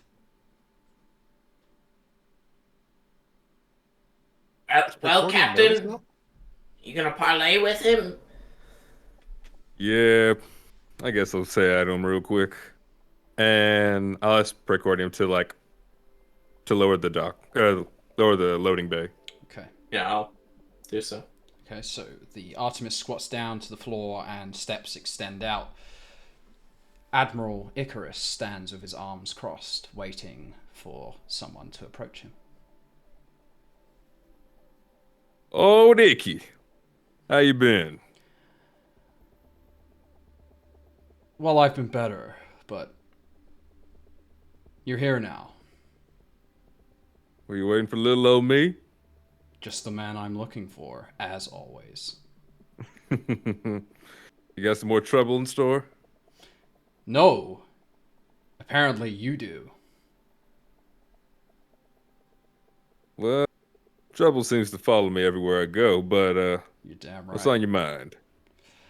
I heard about your little incident at the Manor War last night. Yeah, if someone says anything about a grenade, I know nothing about it. It's just GIF being GIF. No problem. But, No, yeah. What else are you here? that's all I'm here for, Gideon. Queen Melodier herself has tasked me with investigating what happened that night. And from the sounds of things, according to eyewitnesses, you were attacked by a couple of Pirate of GIF working for Gnarlclaw, one of your old adversaries. Yep, you heard right. Well, that can That only was, mean one thing, doesn't it? You got subordinates. And he's free. Yeah, that was a tough bounty back in the day. You know, sometimes So- it's better to shoot him dead. You got a point there. But, that bounty on his head, did it happen to, come back up? Not I'll yet. start to. I see. Well, I'm not a fan of Gnarlclaw. But he did in a way introduce me to my mentor back in the day, but I suppose he's breezing out there for his lifetime. Now hold your horses. There's some other business that needs to be attended to. And that will be. You know how quickly I get to work.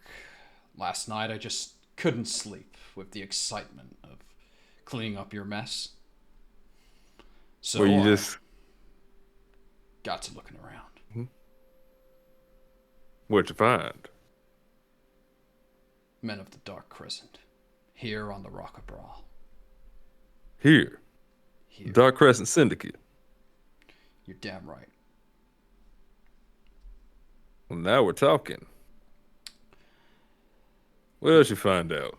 Well, I got into a compelling conversation with the Squid Faces down at the embassy.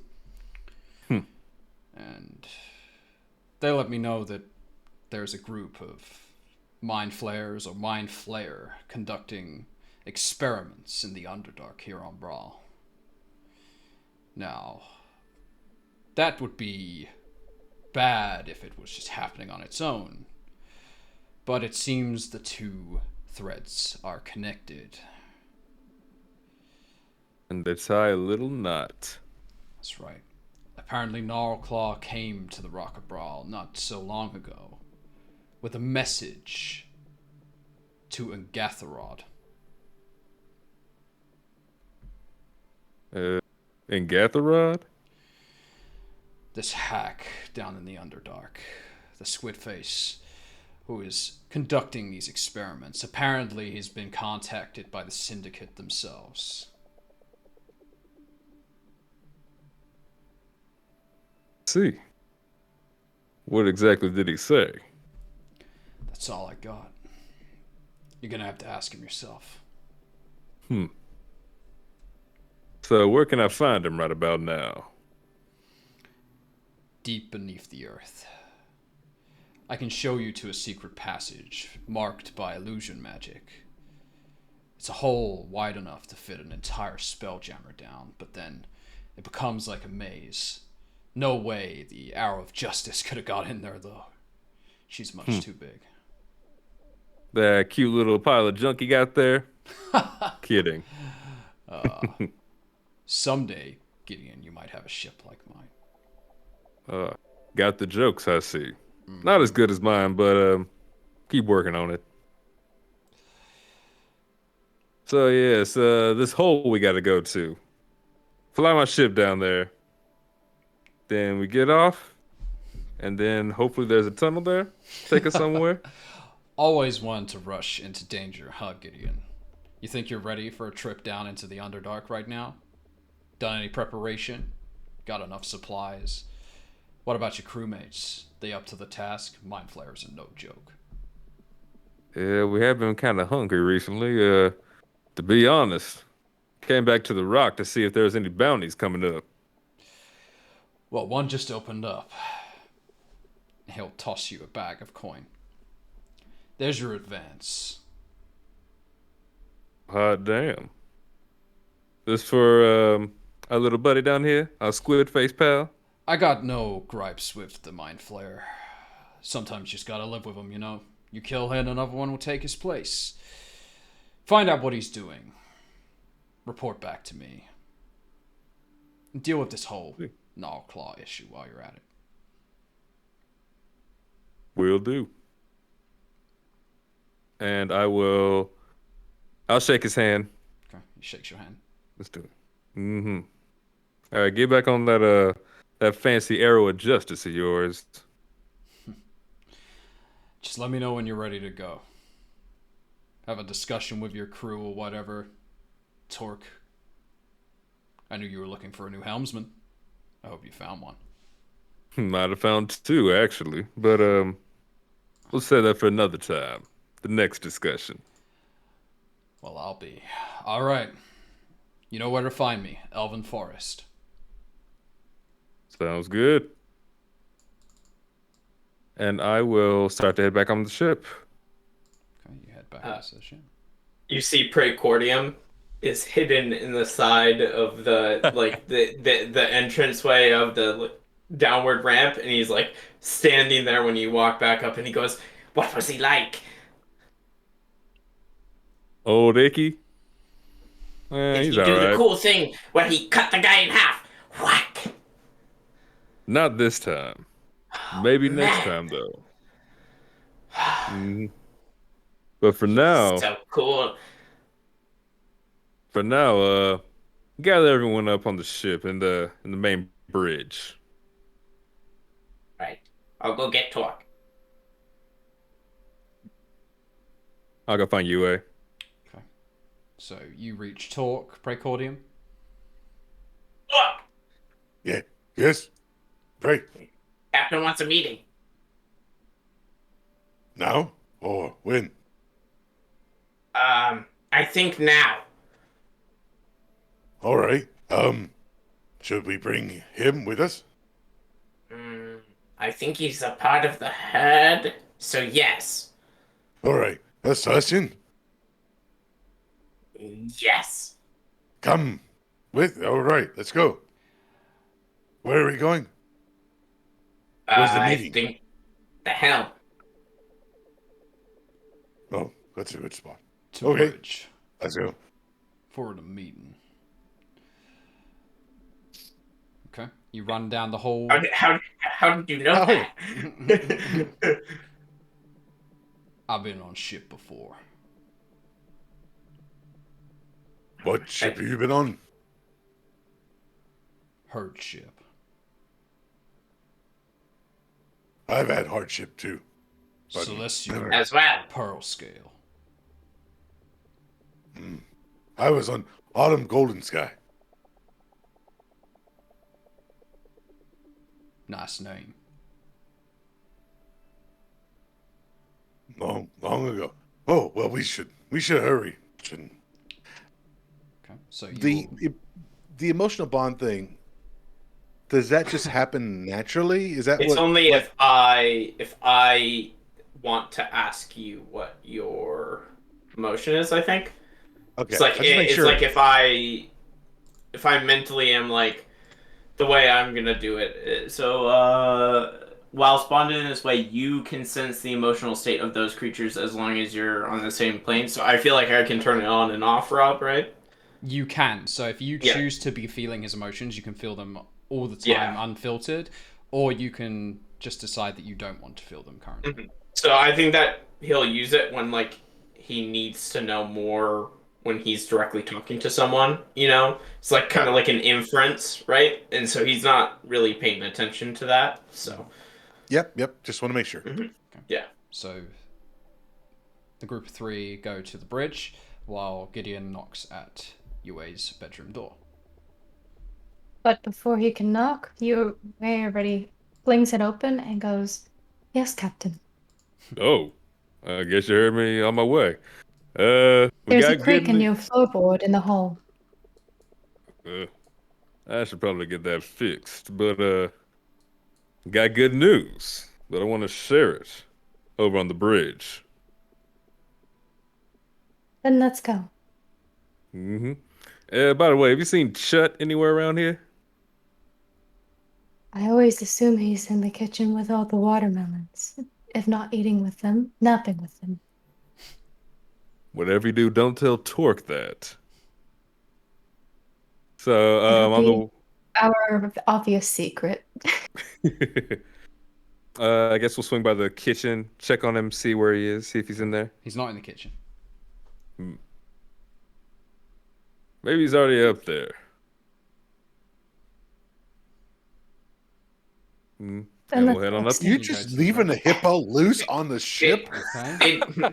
Did we forget him back on the asteroids? Okay. So you head to the bridge, and it's just the five of you, no chutney.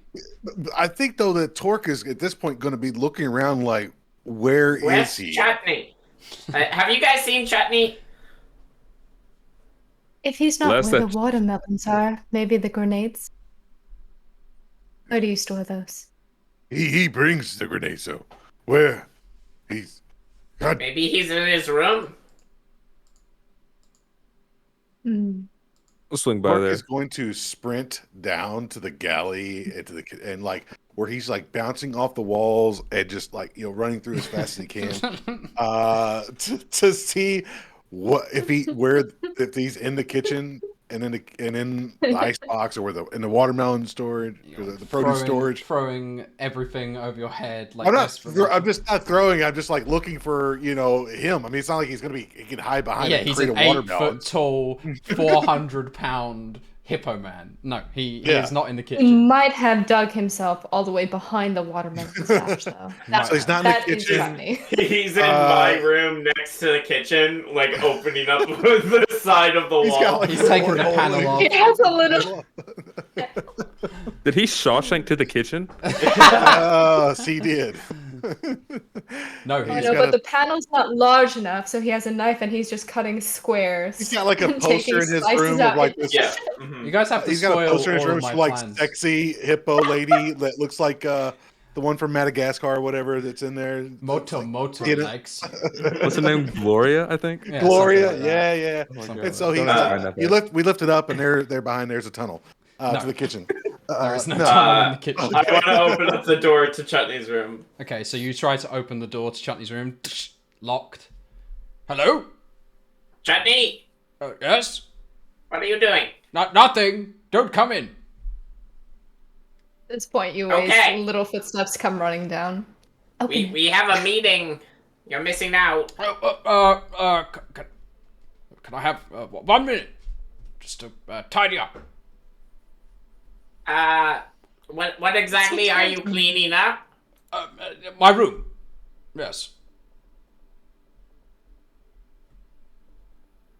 Were you Is, playing board games in there? Yes. Wait, what kind? Checkers? Backgammon. Oh. I only get to play checkers. I'll teach you how to play backgammon another day. Yes. The game of gentlemen. You can just hear like this cacophony of sound coming from beyond the door of solid objects rattling against one another, the desperate footsteps of Chutney running across back and forth to put things away. Can I try to peer in through the keyhole? Yes, you can roll a perception check to see if you spot any of Chutney's activity.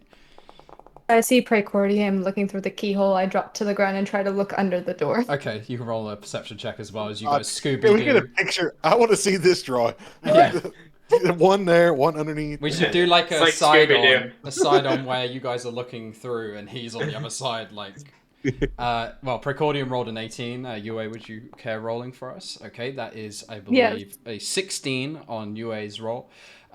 Both of you see Chutney carrying what looks like a comical, almost like cartoon-esque black spherical bomb casing with a giant rope fuse coming out the top of it and trying to place it into a hole in the floor that he has made by pulling the slats apart.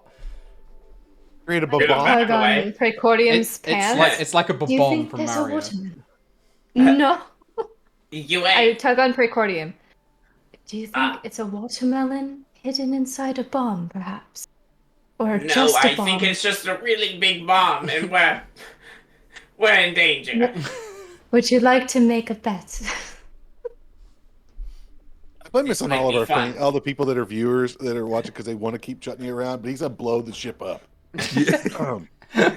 Oh, that would be fun. What are we Thanks, Chad. betting on? If we don't keep the Chutney quota fulfilled, people will riot. Yes, I understand. What are we betting on? Whether or not it's going to explode when something bad and awful is happening. Yes. Okay. Or whether 5 a gold watermelon will pieces. roll out. 5 gold it is. And we But we quickly can't shake hands. tell Torque or Gideon because they'll take it away from him. Indeed. Nod and shake on it. I love you guys. I thought Prey was like supposed to be like this, like straight and narrow, and now he's just making deals. In so long, we love to gamble away. It's a fun game. It's true. Okay. Oh, man. You watch him like hammer the boards back down, like precariously close to the bomb. Yue whispers beneath the floorboards, "You're taking very long. It's almost as if you're hiding something." Don't. Oh, No, he can't. No. He No, can't, I'm no not- interference. I'm not hiding anything. I just many I pull her away. backgammon No pieces. interference. It must come naturally. You do not pull on that lady. Okay, Chutney runs over and opens the door. Oh, no, I'm ready now. Alright. Meeting. Yes, meeting. Let us go.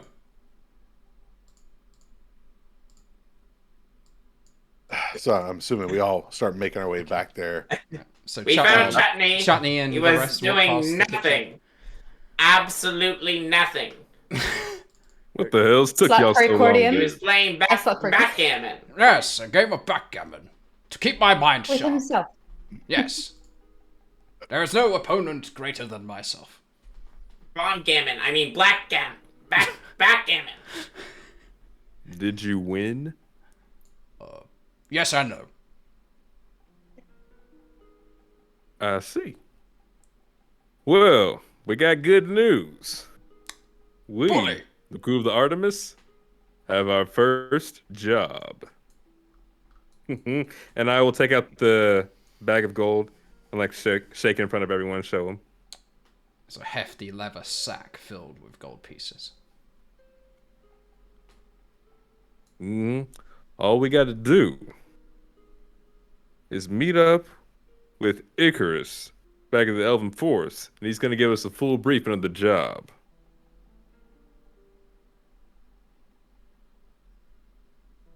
On the way back, do you think we could do some grocery shopping? Yes. Actually, we should do that before we even head over there. Make sure we got all of our supplies and everything ready. And then when we are ready, we're heading over to him. Torque would also like that we get a lock. But how will we know if we are ready without the briefing first? And it's on the way back to the ship anyways. I don't wish to be having us all carrying things into a tavern. Fine, fine. Pretty much the job is we gotta follow. Remember that guy Gnawclaw from last night? Oh, the one Oh, that no. wishes you to be dead. That one, exactly. We have a Shouldn't we lead stay on away him. from him? No. The exact opposite. We should get him and make sure he stops breathing. Interesting tactic, Cap. Mm-hmm.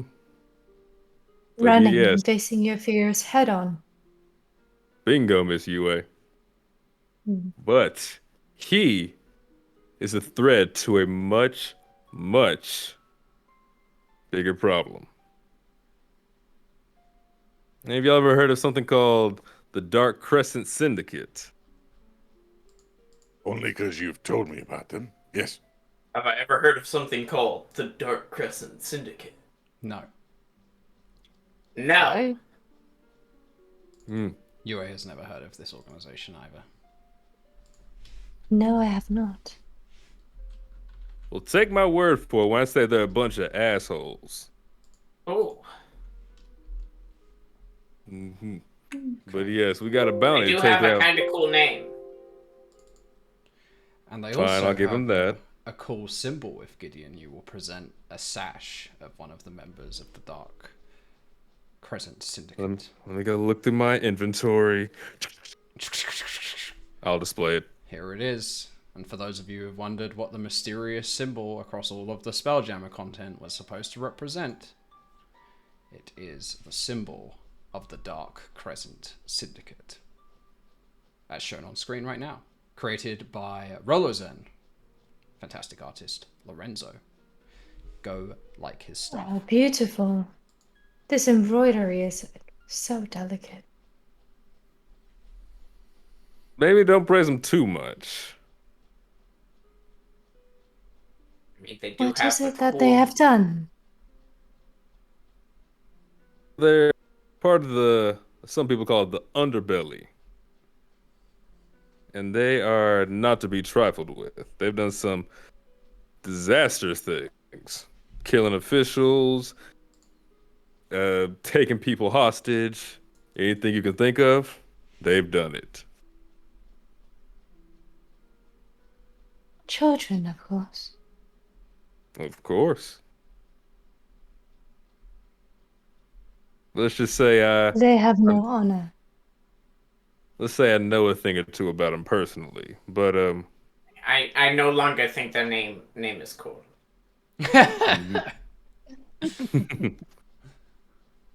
yeah, one of their members, Gnawclaw.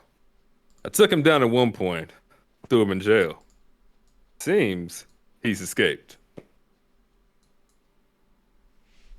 So, our job, follow this lead that Admiral Icarus gave me, and we're gonna take him down. Any opposed? Yes, Torque. Not at all. We still need a lock. I don't want to leave without a lock for We hungry people, you know?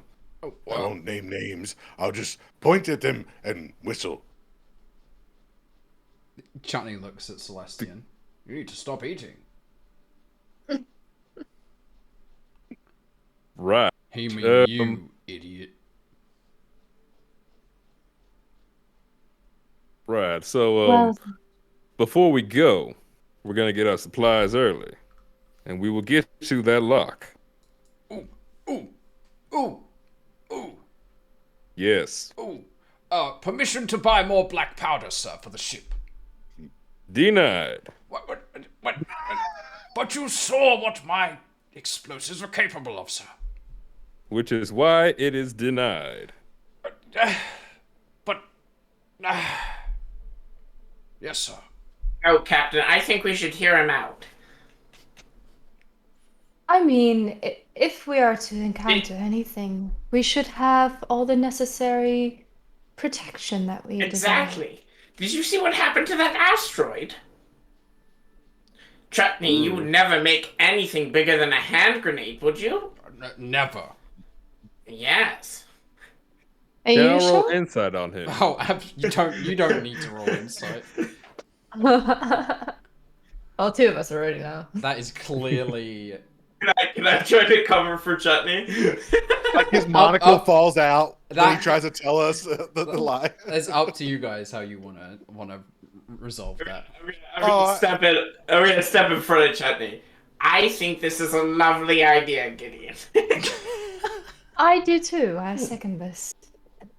Shall we have a democratic vote on the subject? No, but I do like where your head's at. Democracy. Fine, Chutney. If we have some Yes. extra money, we might. No, Get I some only more need black a packet, maybe a sachet, maybe a barrel. Not much. Chutney, you can pick out 2 candies. Oh, so excited. Did you know But- that they have watermelon flavored candies? Don't What? tell him that.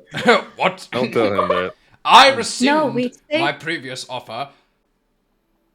I think we should buy watermelon candies. It'll be smaller, more compact, and he won't eat all of Torque's watermelons. So you're just the sociopathic river pig will be the death of you all. Oh, give him what he wants or we riot. Alright, so we have to give him powder. The chat Sale. is saying give Chutney his powder. Oh, Fine. is that Blows gonna up the be our ship. new If he slogan? blows up the ship, then it's on the chat and it's okay. Hey, you don't know. It could be you could say a gift. Watermelon sugar. Watermelon sugar. Chat loves Chut. They do. Yeah, Except for I James' get that they sister. love him. Okay. I Peace. it's fine. I just want Tor just wants a lock. He just wants to protect all the food and rations. He doesn't care. Oh, You think a lock's gonna block a little gunpowder? I thought I was exactly right. No, but for true. But probably in Tor's mind, yes, he does think that would be. No, he's not that dumb. No. But he still at least thinks that Chutney wouldn't intentionally use gunpowder on his. No, he would never Or- intentionally do that. No, he's Can gonna, I roll he's gonna blow insight us up on on Rob? accident. Oh, me? He's not intentionally gonna blow us up. I don't believe that. Don't Unless make we me piss him regret off. this, Chut. So can we head to the one-stop gunpowder and grocery store watermelon. with the locksmith in the back? Yeah, so there are many various types of Oh, provision Jesus. stores based around the Great Market in the center of Brawl.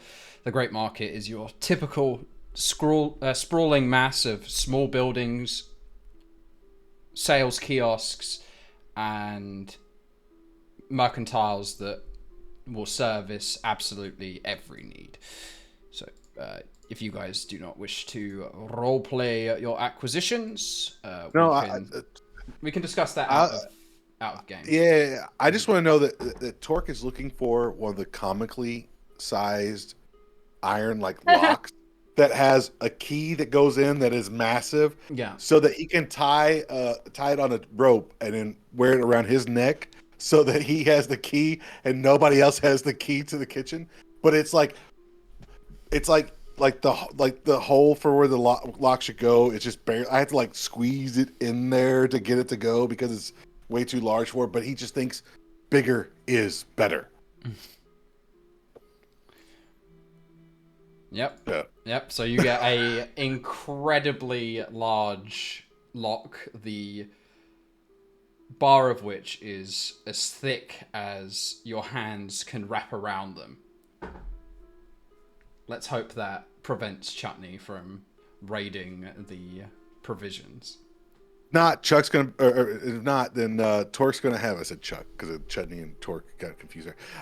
Torque's gonna have like one of those. They're the same. Torque's gonna have name. one of those like walls where it's on the other side where there's like all the little latches and you got to like turn this knob and that like an old lady in the hood where she's got to like she got 18 different locks that she's got on the door. That'll be the next step. Okay. So we're going to try the big padlock for now, and if the Chutney situation escalates... I love how we're talking about this like it's the Cold War. It is. It is. It's not the Cold War, it's the Watermelon War. It's a Chut war. Mm. I believe there was once a Banana War, but now there The is... WAR-termelon. The WAR-termelon. Bruh. It was right Slogan. there. It was low-hanging fruit. You need to stop. The puns. You The need puns. to, this man needs to be arrested. Rapunzel. Please don't make me snore, laugh, or cackle on Crimes against comedy. Okay. my cackling. So yeah, you guys acquire whatever it is you have for provisions. Gideon, if you were wondering how much money you had, you were given 300 gold as a down payment. Clearly this job is important. That's a lot of money. Icarus, yes. And how much for the supplies? It depends. We'll have to discuss that out of character, but just assume for now that you buy ample amounts of supplies. You'll probably have to set 50 gold pieces aside to buy Chutney any amount of gunpowder, because black powder is incredibly expensive. It's about 10 gold pieces per packet. Son of a... Sure, you better be using this wisely. Oh yes, I don't know. Accordion and I can always float some out. For science. Science, yeah. Yes, for experimentation. Well, any other business that anyone wants to get done?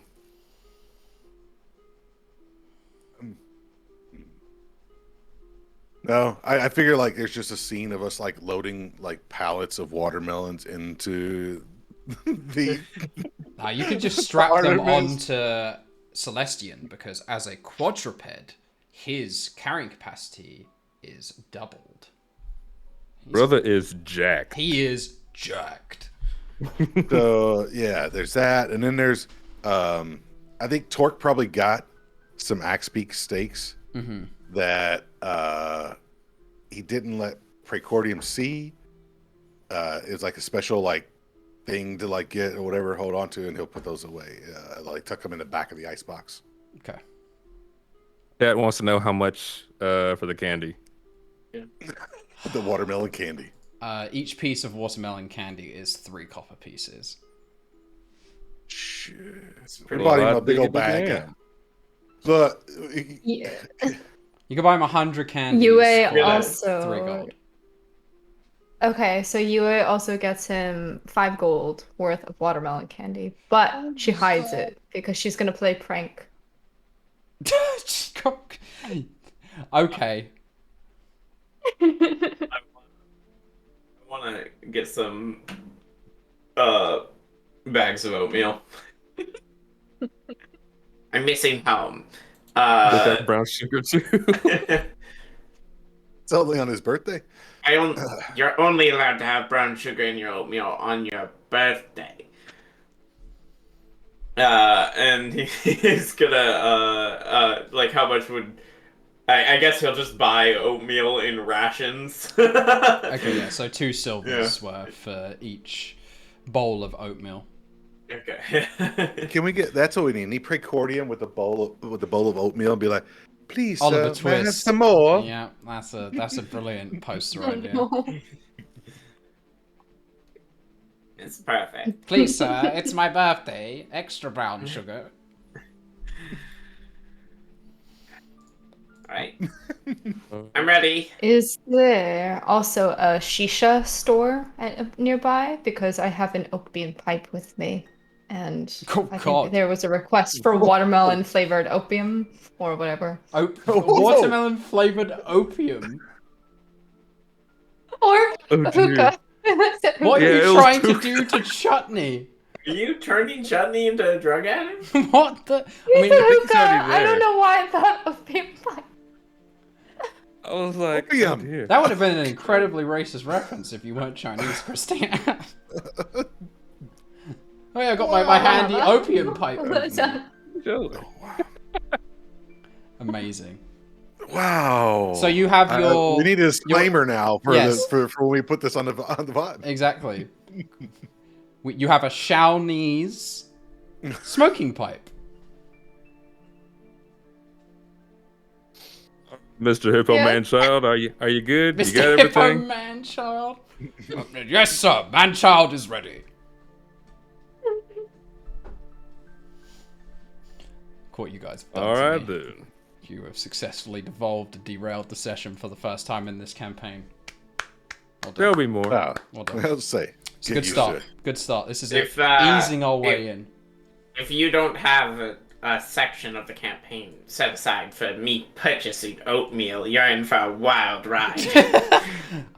Oatmeal compilation. If I don't give Precordium his oatmeal, he's just gonna reach through my computer screen and like grab me by the scruff of my neck. Give me the oatmeal. I forgore. Oh my god. Alright, so now that you brought all your provisions, you head on over to the Elven Forest to meet with Admiral Icarus. It's still the same day as the day that we took flight on. It is, though, encroaching onto the late afternoon to evening hours. In our world's terms, we'd say somewhere around 5 o'clock. The Elven Forest is a beautiful expanse of evergreen trees. It is here where the elves of Brawl make their home, in treetop houses carved directly into the incredibly wide and dense trunks of these hardwoods.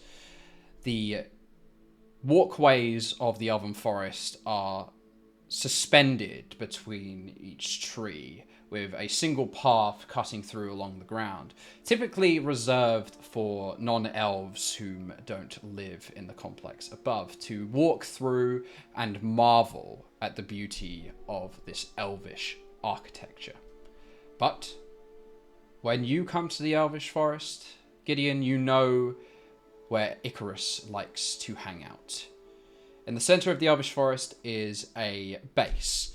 The largest tree in the entire woodland is occupied by the Imperial Elven Navy, a incredibly powerful space force that spans across the entire multiverse, at one point even laying claim or proclaiming themselves as the dominant players in wild space.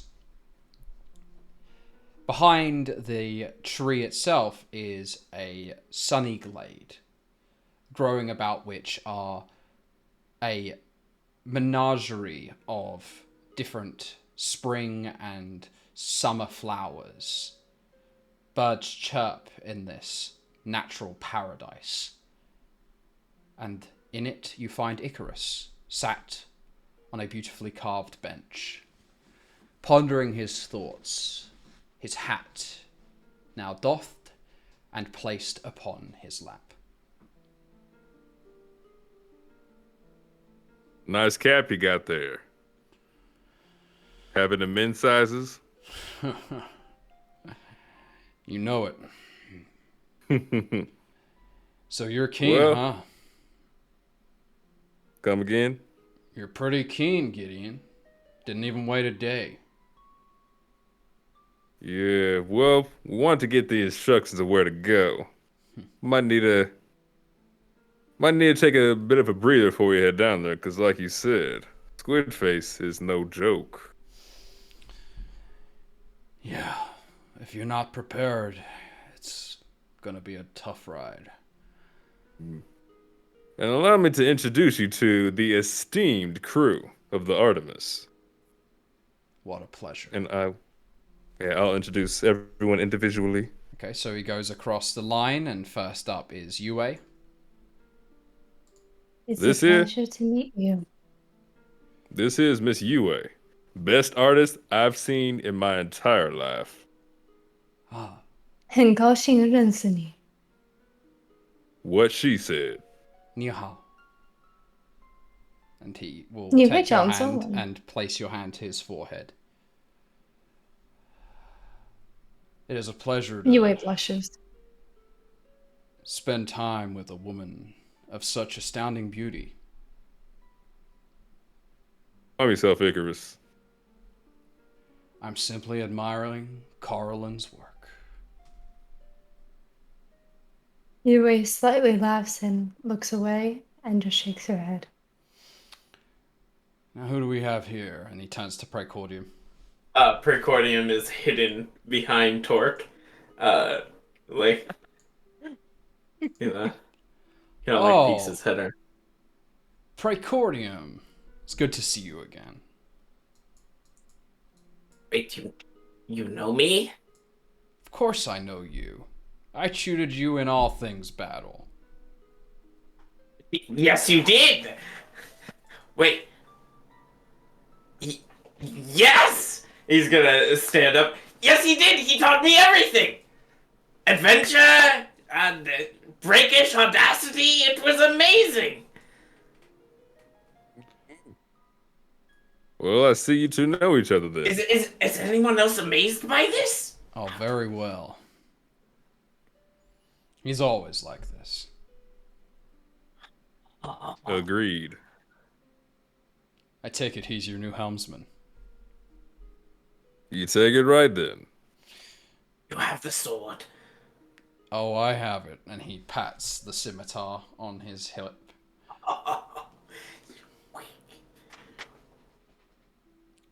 He looks puzzled. Wick? Never mind. Okay.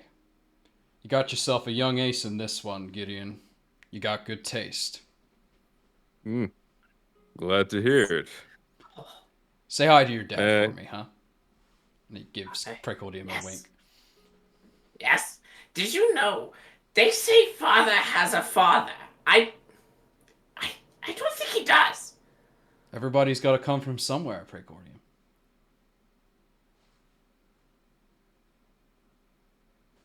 I guess so. Well, anyways, I'm sure you know Torque, It's good to see my you left-hand again, Torque. man. Orc will stand at attention in front of the Admiral. Much different than he's ever done in front of anyone else in front of the group. Stand up tall and straight and chest back. You don't do that for me.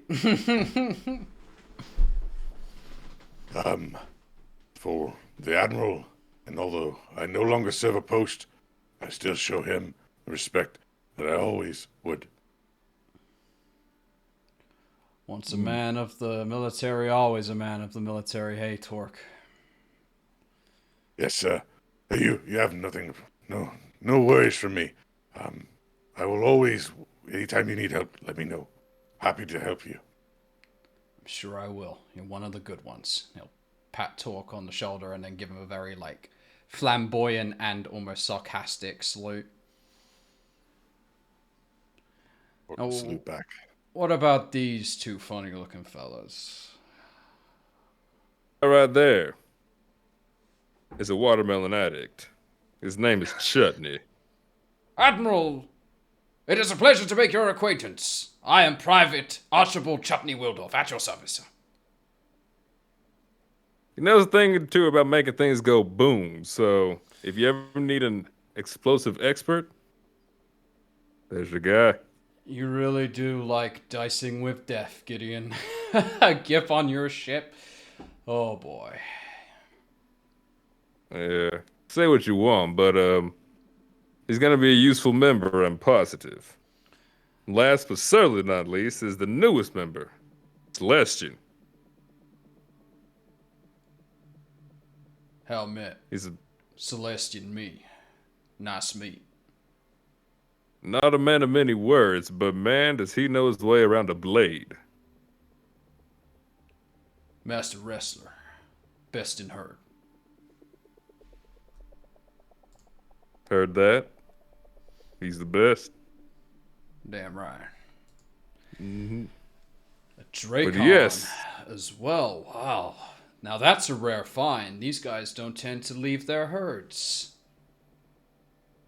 Well, he wanted to join the Artemis, so he's got good taste as well. This herd. He Man. has no herd. He had no herd. Now he has herd. I'm very sorry to hear that. I know how important that bond is to your people. I hope you find comfort in this new group.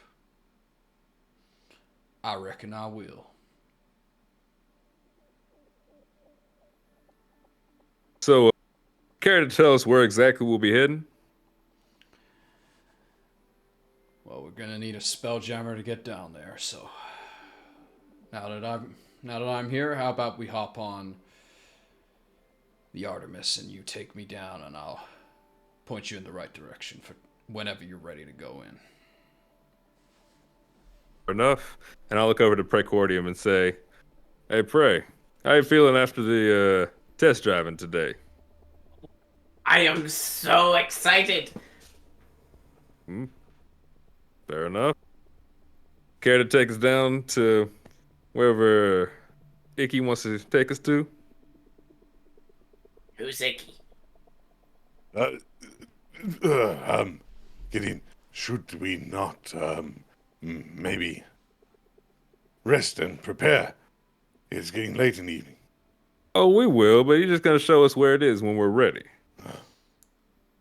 All right. Come on then. It'd be nice to spend some time with some people less boring. And he shoots a glance over at the regiments of Elven navymen who stand along the side of the garden waiting for their admiral to command them.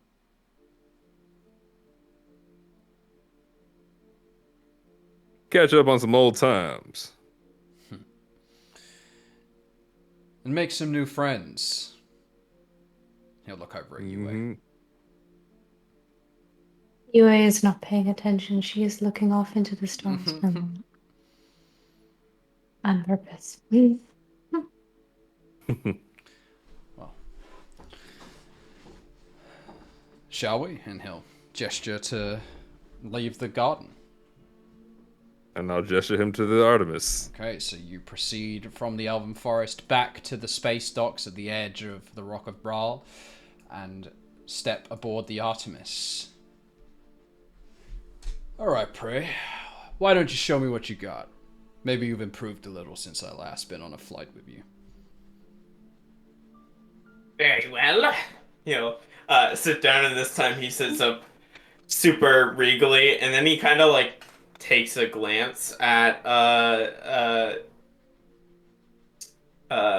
Admiral Icarus, and then he shifts down into the laid-back stance that he learned all too well from his former teacher. He nods in approval. Yeah, and then he will do the same move of 1 bounce, 2 bounce, and then 3 into the sky. This kid's got a way of showing off. I wonder who taught him that. Only the best. Alright, now bring her a little bit down port side. Alright, Do as he says. Couple degrees starboard. Decrease elevation about 30 feet. Goes up 29 feet. A little more. 1 more. Good. Now, fly directly into that wall. Kind of like look around and then blast it. Okay, so you blast at top speed directly into what looked like a rock surface on the side of the edge of Brawl, but as it looks as though the ship is about to make contact with the cliffside, the nose of the Artemis passes through and into a vast cavern large enough to fit 2 dragonflies abreast. Now put her down. Okay, I'll I'll say wings, and then the wings will like spread out Wings. like Yeah, a parachute. on it, on Like it, yeah, on it. like breaks. Like Yeah. Mhm. Boom, down to the ground. Nice landing. Could have been a little softer. This is it, Gideon. I don't suggest taking Artemis down any deeper. You'll never know where you'll get lost in these. So we're going by foot from here on out. I'd recommend that. But I see. I gotta get going. I'll see y'all later. And he'll jump off of the side of the Artemis and to the edge of Brawl's like gravity plane out of the illusory wall. As you all look over the side, you see him falling and he clutches a pendant on his chest, and as he touches the pendant, you watch as a vegetative mass encapsulates his entire body and then sprouts mycelium wings. An orb of air forms over his head and he takes flight up to the top of the cliffside.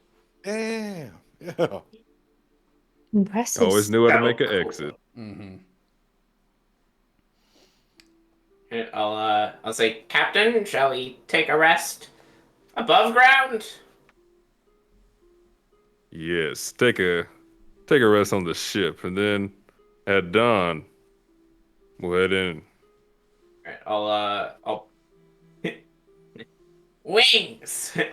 Beep, beep, beep, beep, beep. The Artemis Wait, slowly yeah. reverses.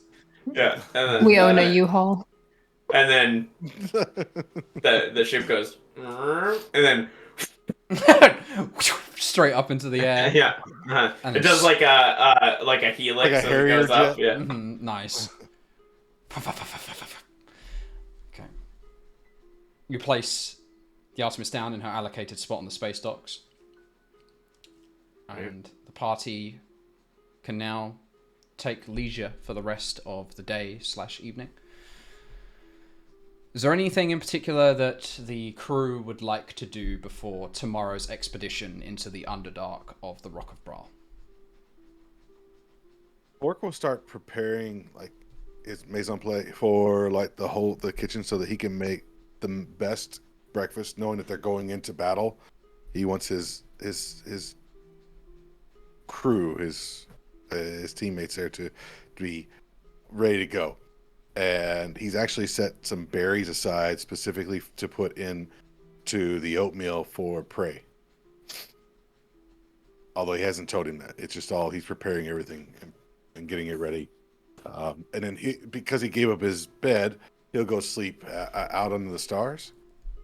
And ponder obviously over Icarus and the coming and visiting. Okay. Yue? Any activities? Yue goes around and takes out a watermelon candy and puts it on top of each person's pillow. And just leaves and goes to her room. Okay. So Yue leaves everybody candies that evening. Gideon? I will check on Torque, see how he's doing, since he gave up his bed, and I'll go and say, "Are you sure you don't want to find anywhere more comfortable?" No, Gideon, from the things that I've been through, this is comfort. Well, my friend, if you need anything, feel free to ask. Yeah, no problems, Gideon. Appreciate it. Yeah, we have a busy day ahead of us tomorrow, so can't wait to see what you're cooking up for breakfast. No, I'll have something special for everyone, in preparation. So don't worry, you'll have your favorites. You all right there, buddy?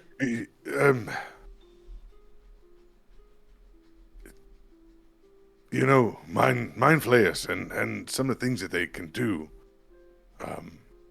are scary to me. With everything that you know what has gone on. See, So- whoa. Don't worry, friend. You're amongst friends now. If anyone tries to attack you, they're gonna answer to Gideon Beliers. Oh, I have no problems standing up for myself. It's just simply I don't want to just make sure I don't lose my cool. No problem. I'll give him a nice pat on the back and head down to the captain's quarters. Start working on something. Okay. Precordium? Precordium is gonna get into his room. He'll close the door. Kind of like sit down. Take like a deep sigh. Father's father. Huh. And he'll like scooch into bed, and then he'll lie down, and then close his eyes and begin to drift into sleep. And once he's finally asleep, his hands will start to like reach up, and it'll almost look like he's conducting something. And as this happens, Yue's, the hand that Precordium had shook, the one that began to feel like it was asleep, begins to tingle once again. And he is going to expand his emotional bond to Yue if she wishes to accept it. He accepts. You sly dog. So it kind of almost goes dead, and then eventually it comes back. Pins and needles type deal. Mhm. Okay. Just one quick question for Precordium. You're just gonna fall asleep on the watermelon candy just like that? Like You your didn't head see doesn't it. feel. He's gonna wake up tomorrow. He's gonna have a watermelon candy stuck to the back of his It's head. gonna be melted onto his head. What was and that? he's gonna- What's the red guy from the Avengers? The one who has the Oh, crystal. Vision. Yeah, Vision. your vision, but on the Watermelon. other side. On the other side. I can only imagine because his head's really round. Chutney's I gonna imagine Chutney going and licking him. Like No, he's Chutney's like lollipop. Thanos. Chutney's gonna be like, "I'm sorry, little one," and take it out of his head. Oh my god. Oh god. Okay. Is that everything for Freckle? You took everything from me. I don't even know who you are. Yes, Precordium will fall asleep. Okay. Gideon, when you head back to your room, you see Celestion, arms crossed, leant up against your door. May I help you? Need talk. Okay, I'm here. What you want to talk about? Private. I'll look around and see if there's anyone else still lingering in the hallways. You look around and you don't see anyone. You hear the various sounds of the other party members getting off to sleep, talk, preparing his kitchen for the next day. Some sort of clanking noise coming from the very end of the hall where Chutney's room is. Seems pretty private to me. Your room. Bridge. I'll take him up to the bridge. Okay, so you take him to the bridge where the helm is, and he closes the door behind him, and he kind of like knocks on the door just to see how thick the door is. Mm-hmm. Private enough. Private enough.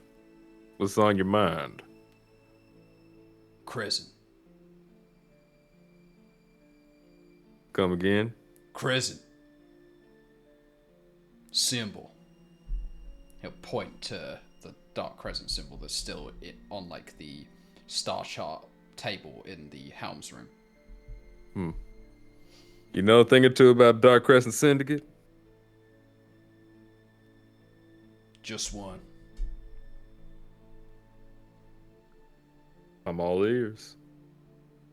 Men who kill herd wear symbol. So what you're saying is you got a stake in this fight as well. This personal. That makes two of us, friend. We take down together. Revenge. Revenge it is.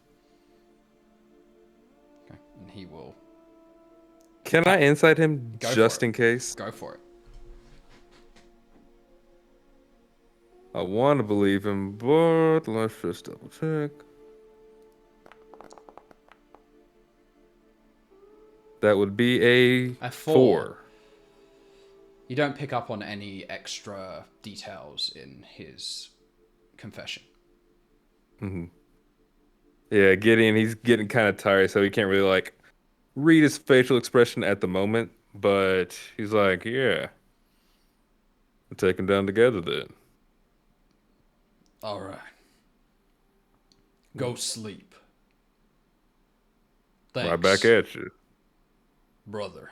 And he'll put his big taloned hand on your shoulder, and he smiles at you for the first time. A very forced smile. It's clear that it's not natural to him. Well, look what we got here. Is this a smile I see? Happy. Found herd. Belong. Happy. Happy. It's good. Good. It's just like nodding at each other, going, good. I can just see him going like, Yeah, like, like, good. good. Okay, and he'll leave you and head to one of the other rooms to take his rest in. Mm-hmm. I think And I'll, you got one more thing for me? You got something, you were going to do something before you went to bed? I'm just going and working on some inventions. Hopefully thinking of something that could calm Torque down a little bit. Because I know he's kind of like anxious about tomorrow. Yeah. Okay. So you head into your Gideon special no-no room. Special no-no room. Special no-no room. Get up to no-no, no-no, none of your Oh, business. no, don't touch me there. And then head to sleep. And I think that is going to be where this session ends. Good news for the party is you're all going to gain your 4th level. off the Yo! back. Whoa! Let's go! I Like- killed an asteroid and leveled up. We didn't do anything. And That asteroid was an Asteroid, which is an incredibly powerful Yeah. monster, so that's the milestone, not the Oh, flying a Spelljammer for the first time, which makes way more sense. So I there you had a go. pretty epic duel, though. You did. That was dope. The duel was awesome. Last week, your handling of the Pirates of Gif was impeccable, bar Chutney's antics, and This week's handling. yes, Teamwork. teamwork. Teamwork makes the Good dream stuff. work. We'd like to, I'm sure we'd all like to say a little something to the people who are still with us watching. I personally would like to thank each and every one of you again for coming along this week and following our Twitch channel. If you haven't done so and you feel inclined to do, please do. It helps us a ton. For those of you with the means and the will to subscribe, please do so if you can. Maybe throw us one of those Twitch Prime subscriptions that Yeah, come the along Amazon every Prime. month. Yeah. Yeah. And we would love to see you all here again next week for yet more spelljamming antics. Who knows where this will take us? What is the deal with Torque's nerves? Precordium's mysterious conducting in his sleep? Yue's childish pranks and Gideon's secret experiments in his no-no zone. Don't say it like And that. if it's say like a that. watermelon or a bomb, we Yeah. don't know which one. Experiments. Experiments. I'd like to go around the room again and ask everyone to say their piece at the end of the session here. Justin, would you like to go first? Yeah, this week I really just want to thank everyone that's seen the stream, like first episode and second episode. So glad y'all are here, and hopefully y'all feel like you're a part of the crew as well. Ryan? I mean, nothing too big. Just want to say, I mean, obviously we have a lot of folks that have watched the video post live and stuff like that. Really Sure. appreciate all that. It's just been phenomenal with that piece. We are working. I apologize. It's on me for not having up on the piece on the podcast. We'll get those done, tied off this weekend. People have been asking about the podcast. Yeah, we'll have those. I'll have both episodes tied off this weekend, so we can have those up, and we can get those live. And just really thank you for the support. We're hopefully continue to grow as a community, especially with the folks who can't watch it live but do watch it later. Really, great. Yeah. Appreciate coming back and doing it, and hope you guys find it funny and useful, and that we're giving you guys the best entertainment that we can, while we're just enjoying and having fun ourselves. Okay. Christina? I'm just glad that everyone's here, and I love the support and all the commentary that has come in throughout our episodes. It's hilarious. I could live for it. Thank you so much, and tune in next week for more chat. Oh God, no! Please. No. Yes. Yes. James, it was your birthday recently, so I feel an obligatory happy birthday from myself, and hopefully the chat can be thrown out there. James is a big boy now. I'm a big boy. He can finally Just get his turned driver's 13. license. He's Yeah. still gonna have oatmeal. My for breakfast. 13th. Big 1-3. It's the brown sugar day. Yeah. Yep, that was yesterday. I got a little bit of brown sugar in my oatmeal. Just wanted to say thank you again to all the great artists, especially we got to see some of the lovely map making work of Oscar. Rocket Brawl looks amazing, and I hope we get to explore more of it. For sure. I'm just looking at all the street names and everything and getting super excited. And I also want to thank all the hard work Rob's been putting in. He put a lot of effort into making the Spelljammer rules, and I know that he was tearing his hair out over it and really excited for today. So I just wanted to say, Yeah. So we had a little purview into what it's going to look like just flying the ship around, but hopefully in the coming weeks we can truly exhibit what it is to be in combat against another ship or creature in wild space. Yeah, another thanks to Lorenzo and John, the other two artists who provided art for the stream today. Those included the Dark Crescent Syndicate banner, the mystery of the symbol now revealed, and the art for the Dracon.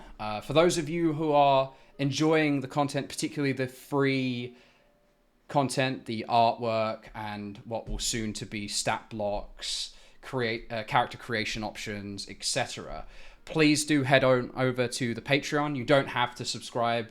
Almost all of this content will be released for free, but if you could donate, it will help us to continue producing this high quality content in the future.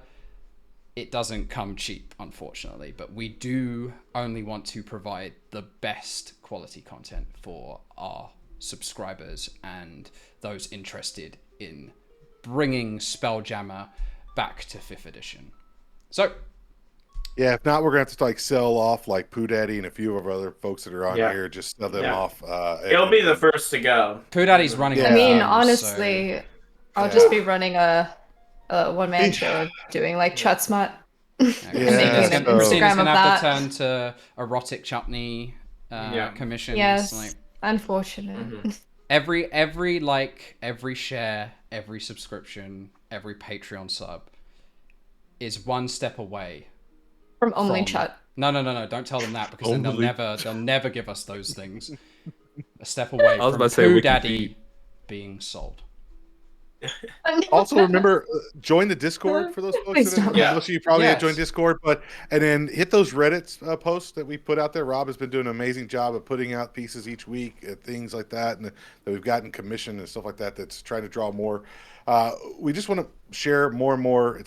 We will share more and more to the community and build this Spelljammer and releasing this vision that Rob has put together and done an amazing job on to more folks out there. So Yeah.